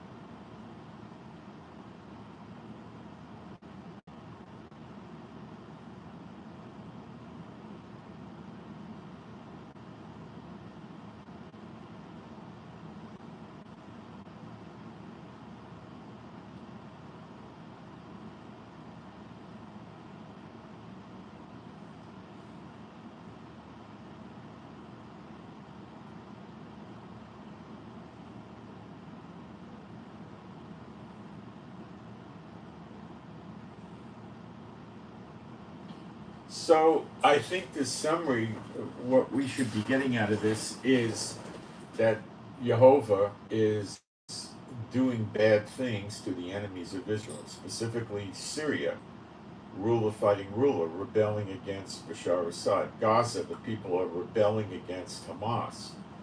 Lebanon, the people are fighting against Hezbollah. Do you want to tell me this is a coincidence? I don't think so. Is Taiwan full of people that are lost tribes? Oh, I met somebody from Taiwan who had spent a lot of time working on this, someone who lives there that was visiting in Israel, and they seem to think that they're lost tribes. Can they be lost tribes in Taiwan? They could. What would that do? That would cause the powers of the air to want to annihilate Taiwan. But there's also a lot of economic reasons for this too, so I'm not so quick to say that, okay?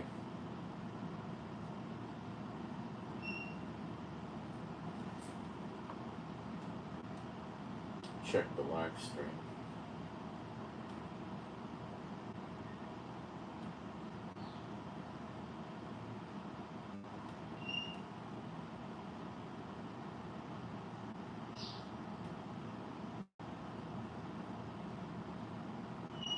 It's interesting name, Moses, also known as Q23. Yeah. Interesting. Okay, no problem. Russia is, of course, an enemy of Israel because of what they've been doing to us all along since 1948, and especially in Syria, helping Iran and Hezbollah get set up over there and stuff like that. So Russia's got their problem massively now too, another enemy of Israel. They're getting weakened. These countries, year of recompenses, they're being weakened. Iraq has a lot of trouble. America is trying to run the militias from Iran out of Syria, and there's a lot of economic problems hitting Iran now. America is, to a great extent, an enemy of Israel because of the two-state solution, and we'll watch how that develops. I'm going to take a break for a minute. I'll be right back.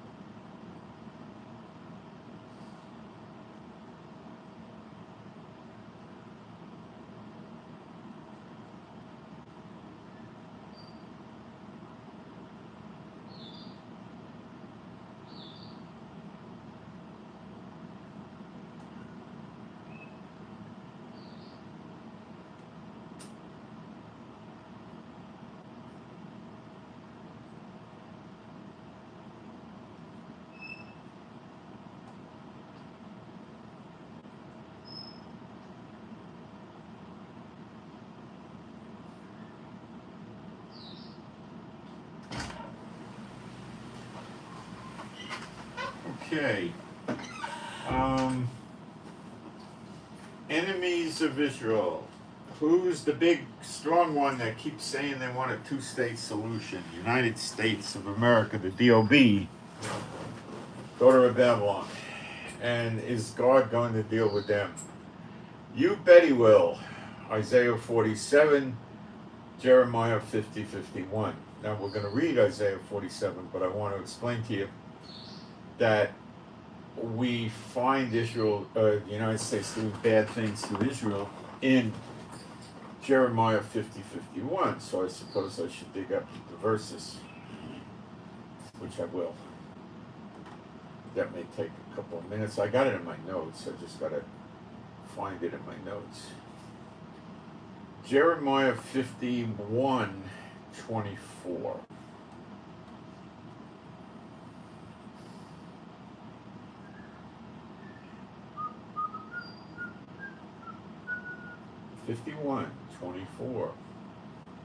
And I will render unto Babylon and to all the inhabitants of Chaldea. It doesn't say Babylon, it says Babel, which is a word that means confusion.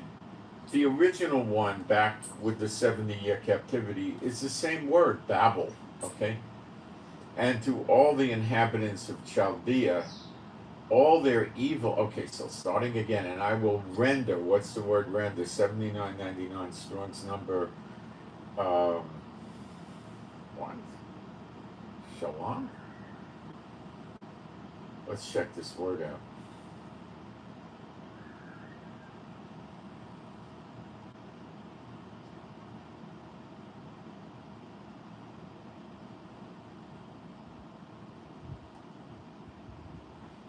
One good meaning is to be complete, be finished, be ended.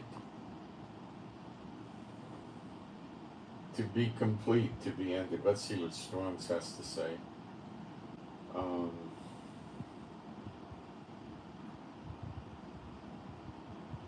Shalom. To be safe.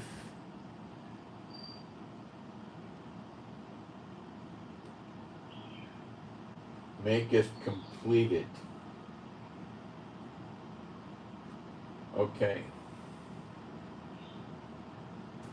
So what he's really saying is, I will not render unto Babylon. He's saying in the Bible, Job is saying, I will make completed unto Babel and to all the inhabitants of Chaldea. That's another reference to Babel. The Chaldeans were the soothsayers, the witches of the old Babylon.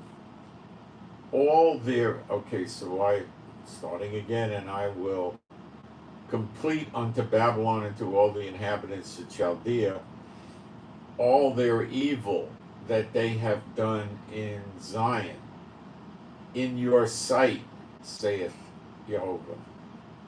Now, it's not talking about the old Babylon, it's talking about the new one. Okay, because this is about the daughter of Babylon, not evil they have done. Now, what's the word for evil? 74:51. Ra, bad, evil. Let's see what Strong's has to say.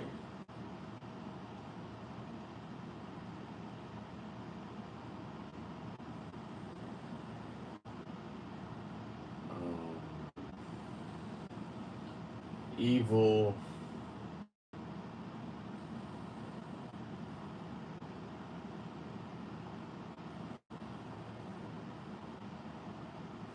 Bad, evil, harm. Behold, I am against thee, O destroying mountain, saith Jehovah, which destroyeth all the earth, and which stretched out my hand upon thee, and I will stretch out my hand upon thee and roll thee down from, what does it say? Saith Jehovah, which destroyeth all the earth. That's referencing the mountain Babel, which is a figurative term. And I will stretch out my hand upon thee and roll thee down from the rocks, and I will make thee a burnt mountain. It's over for the DOB. Let me give you a few more scriptures about this, so you can expect bad stuff. Jeremiah 50:17.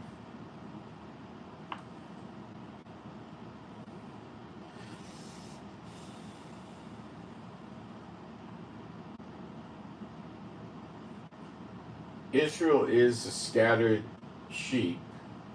The lions have driven him away. Now, the lions is a figurative word.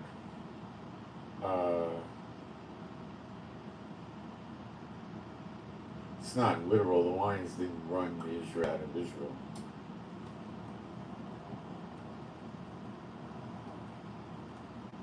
It has a sense of a wounded lion, too. The lions have driven him away. First, the king of Assyria hath devoured him. And last, this Nebuchadrezzar, king of Babel. It's referencing a Nebuchadrezzar, which is not the old one. This Nebuchadrezzar, which is the word 2088, it means Zay. So if someone's introducing me, they'd say Zay Moshe, you know, this is Moshe or something, right?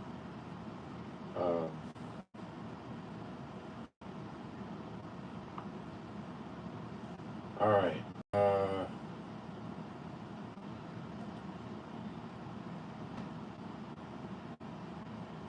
Had broken his bones. This Nebuchadrezzar has broken his bones. And the word for bones is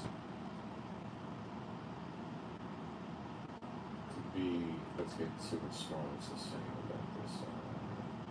Look at the others too much. Divine fast.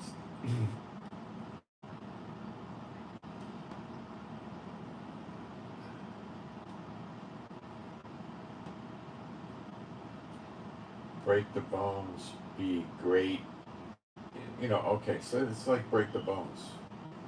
Therefore, thus saith Jehovah of hosts, Elohim Israel, behold, I will punish the king of Babel, that's that Nebuchadrezzar, and his land, as I have punished the king of Assyria. Whoa, bad news for the daughter of Babel. Jeremiah 50, verse 42 is worth taking a peek at. And I have to scroll down one for it. Got it. They shall hold the bow and lance. They are cruel and not show mercy. Their voice shall roar like the sea, and they shall ride upon horses, every one put in array like a man in the battle against thee, O daughter of Babylon. It says daughter of Babylon, not Babylon.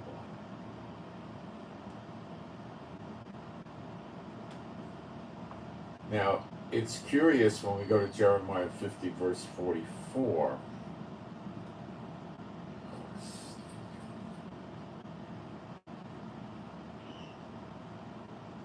The king of Babel hath heard the report of them, and his hands waxed feeble, and pangs as of a woman in travail.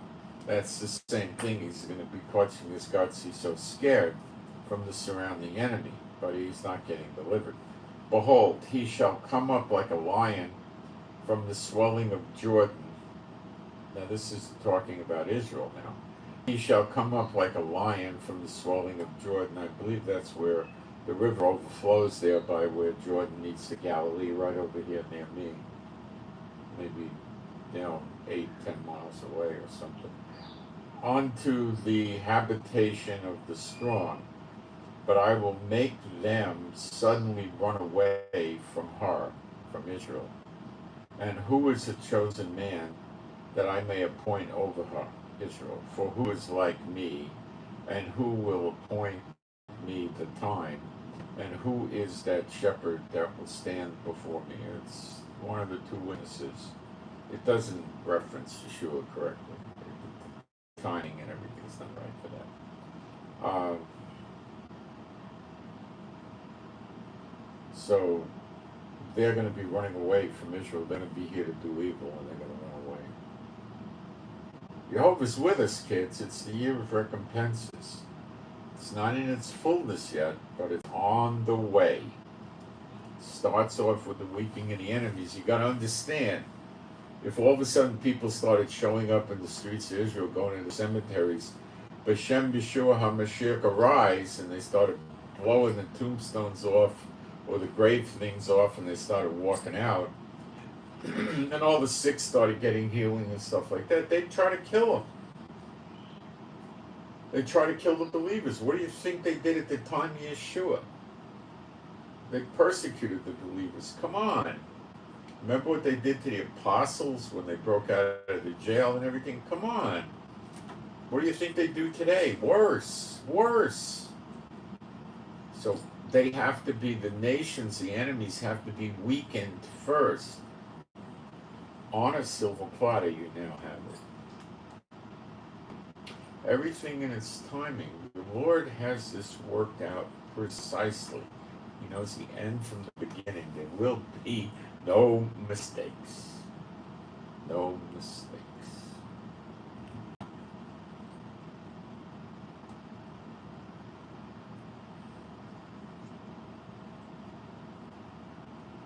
Prophecy is not going to be fulfilled by those that do not consider Yeshua the Messiah, the Son of God, who rose from the dead. Right hand of God the Father are rejecting God's word, rejecting Yeshua.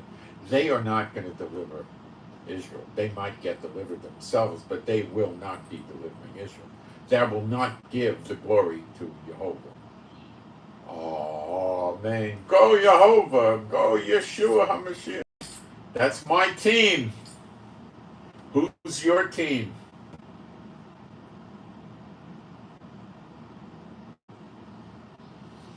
All right, Isaiah 47 for some insights. If you're not rejoicing, boy, something's wrong. You should be. Come down, Isaiah 47:1. Come down and sit in the dust, O virgin daughter of Babel. Sit on the ground. There is no throne, O daughter of the Chaldeans. It's the same as Jeremiah 50:51. The same terminology. Chaldeans, Babel. Okay, and it says daughter of Babylon, virgin daughter of Babylon. Got it? Okay.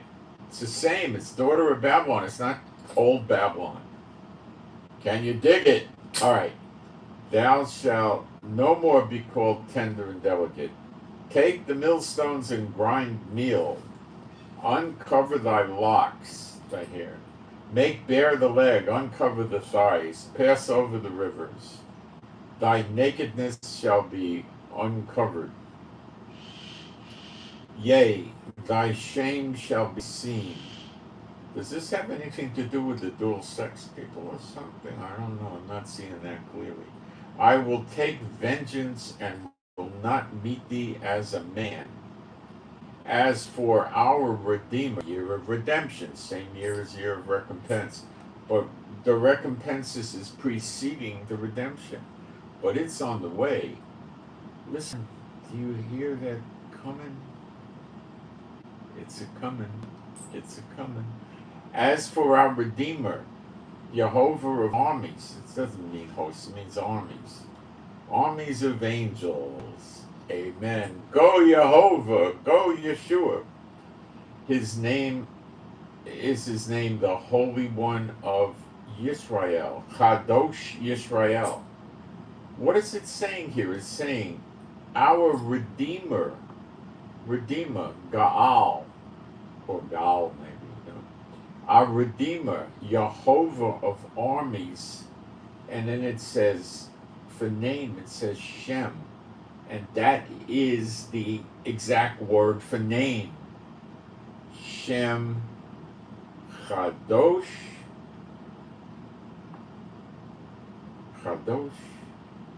Yisrael, the Holy One of Israel, not the church.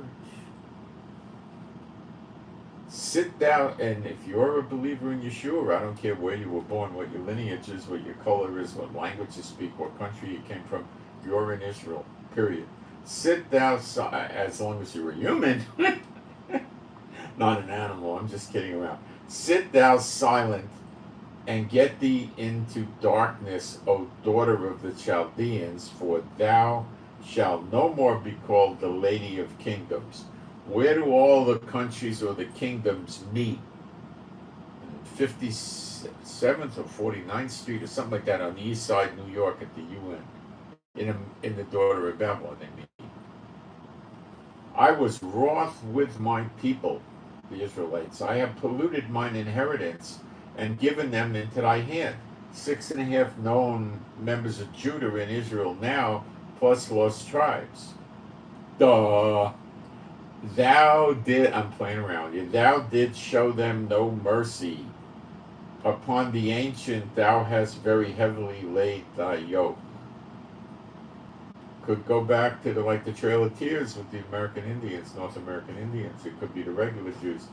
I lived there many years. I got discriminated against a lot.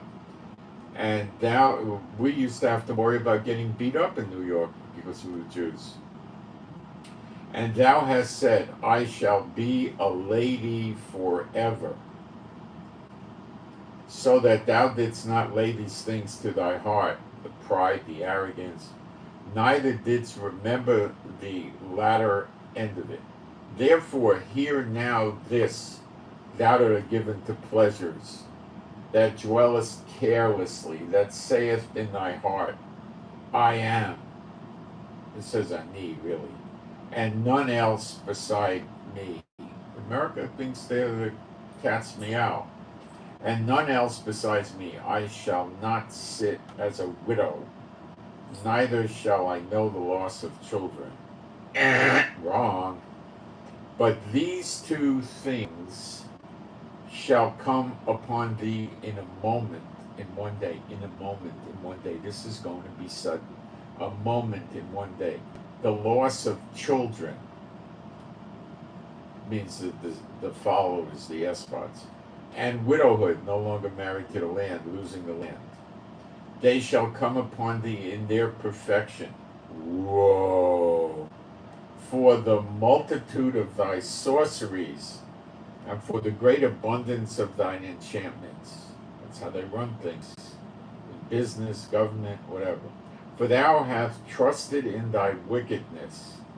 Thou hast said, none seeth me. They all believe that, apparently. They're crazy. It's all written down in a book. Thy wisdom and thy knowledge, it hath perverted thee. They only have knowledge and wisdom in the dark side. Thou hast said in thy heart, I am and none else beside me. That's America. Therefore shall evil come upon thee. Thou shalt not know from whence it riseth. You see how it's going to happen? They're not going to know what's coming, where it is, why, who, what, where, when. Confusion, so much of it hitting them. And mischief shall fall upon thee. That's like evil too. Thou shalt not be able to put it off. And desolation shall come upon thee suddenly, suddenly, suddenly, which you shall not know. There's going to be a desolation. Things are going to happen to them they don't know from. Stand now with thine enchantments and with the multitude of thy sorceries, wherein thou hast labored from thy youth. If so be, thou shalt be able to profit.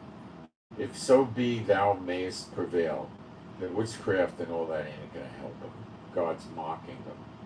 Thou art wearied in the multitude of thy counsels.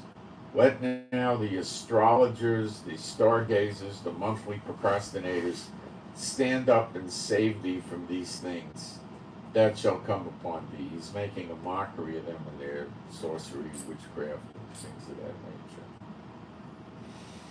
Behold, they shall be as stubble, the fire shall burn them, they shall not deliver themselves from the power of the flame. This Hawaii could have been the beginning. There shall not be a coal to warm at, nor fire to sit before it.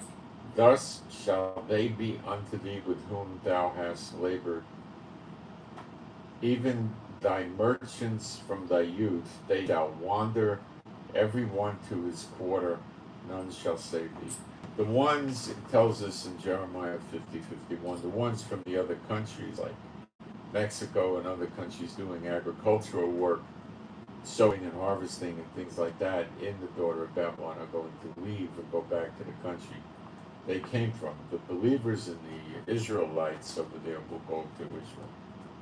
and will give reports of what they saw, the revenge of the Lord on the daughter of Babylon, which he refers to as a visitation. And a visitation is a very serious negative thing, a visitation from the Lord. And that should help you.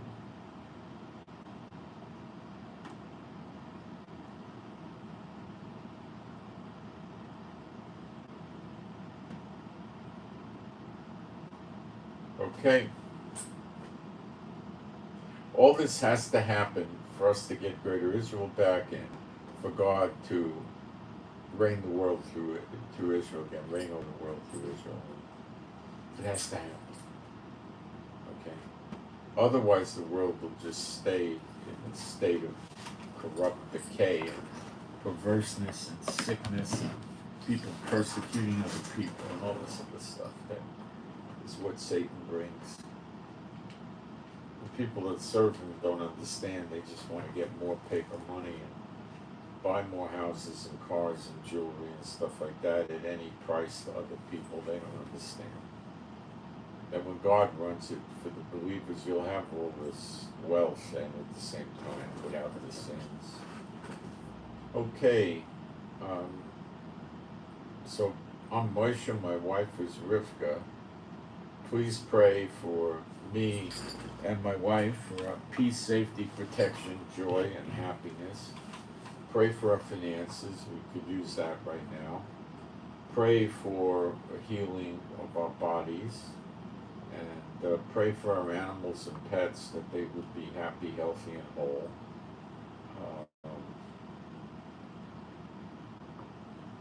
And not run away or fight with their owners or their own beasts or people. And pray for the peace of Jerusalem, and pray for better videos, more prophecy insights. Please pray for that. And I thank those that are giving offerings. It's much appreciated. And I'll do, updates with live streams if anything blows up. It can.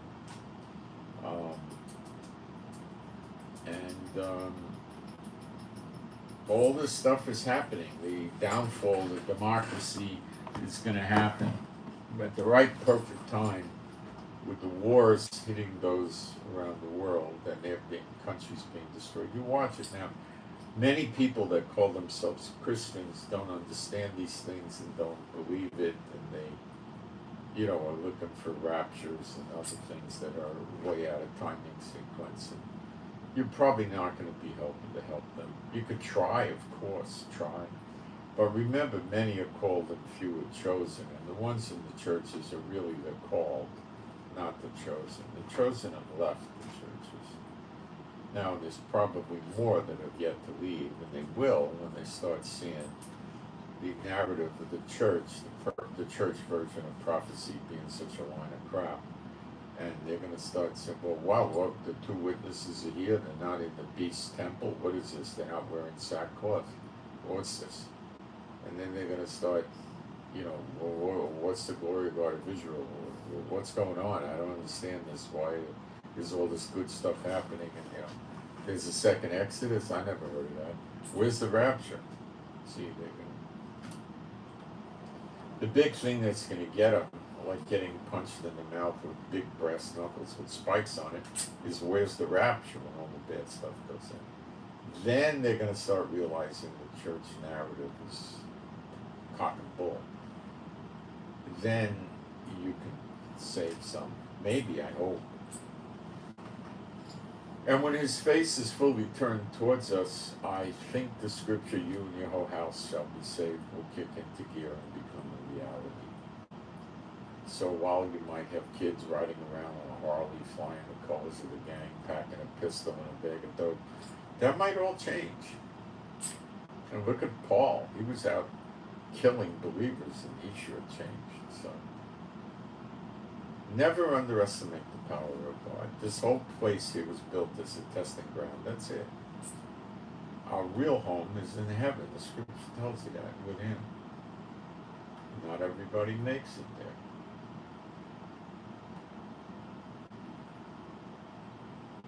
But when you get there, you're going to be purified with the dross out of you. Oh yeah. Oh yeah. So it's turning away from all the bad stuff for 2,000 years, turning into the good stuff. Now the nations are getting their head handed to them, basically, because look how bad they were to Israel. And recompenses is payback, and that's Jeremiah 30. There's a controversy with the nations over Zion, all they did to him, to the Israelites in times past. In Zechariah 2 it says he was a little mad at Israel and they furthered the affliction. He pays them back for that. Life here in Israel is so decrepitly hard, that's going to change so fast. I have no fear and worries about what's going to happen here. I know it's going to be super duper. How is it? It's super expialidocious. I don't know. I was just thinking of a movie, but it's going to be super great. Okay? You can have peace, rest, joy, anointing, gifts of the Spirit, wealth, freedom. You're not even going to know. I mean, you don't know the oppression the government with their expire leaders puts on you. It's so massive. You've had it from birth. You don't know what it's like to not have it, but you're soon going to find out. It's going to be like a 100-pound barbell came off your back. Yeah, you watch. It's coming. It's coming. Be excited. Yes, probably billions of people in the world are going to get wiped out. But these are the enemies of Jehovah and of Yeshua HaMashiach. Yeshua calls you his brethren. Isn't he something to you? They're his enemies. The Lord said to my Lord, sit thou at my right hand until I make your enemies your footstool. That's starting. That's leading into him coming with New Jerusalem, which is going to take some time, but not that much.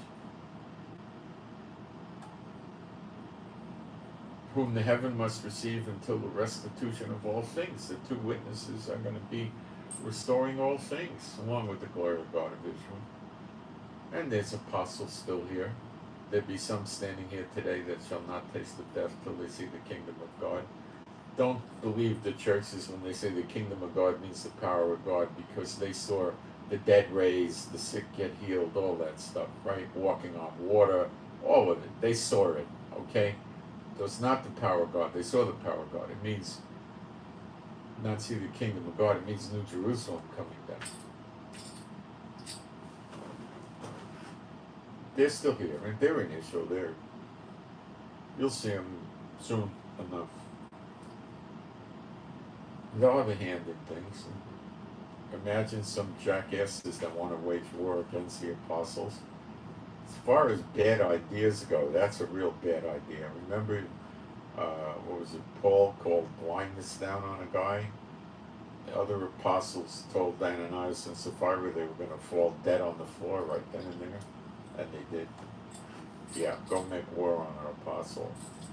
It's just about as, maybe it's stupider to make war on the two witnesses, but making war on an apostle is on the stupid index way up there. Yeah, way up there. Especially in these times when the apostles were active running around.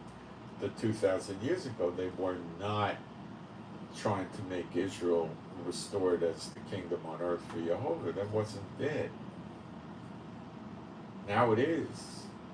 They've had the 2,000-year punishment. Israel has. We've been turned over to our enemies. It's over. Look what he's doing to them. Look at all the weather events. Look at all the war stuff. Just wait. I mean, you'll see his timing is not pretty good. It's not great. It's perfect. Man can't really understand how he can do that. And I understand that you don't understand how he can do it. I agree with you. It's really hard, but he's got perfect knowledge and perfect ability, and he's way more powerful than most people realize. Way more powerful. He raises the dead, for crying out loud. He knows the end from the beginning. Be excited. be excited. We have no idea how good it's going to get so soon. So soon.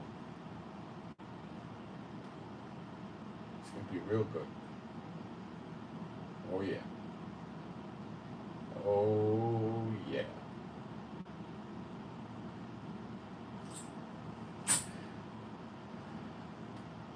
Pray for us to have the gifts of the Spirit.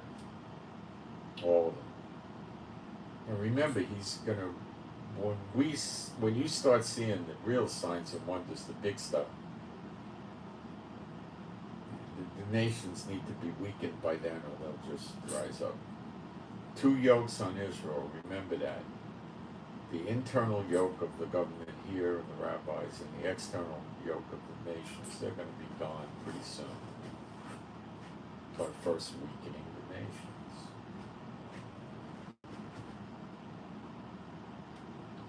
Thank you for the prayers. Thank you for the offerings. And I send my shalom to all those above Yeshua HaMashiach, and I am out.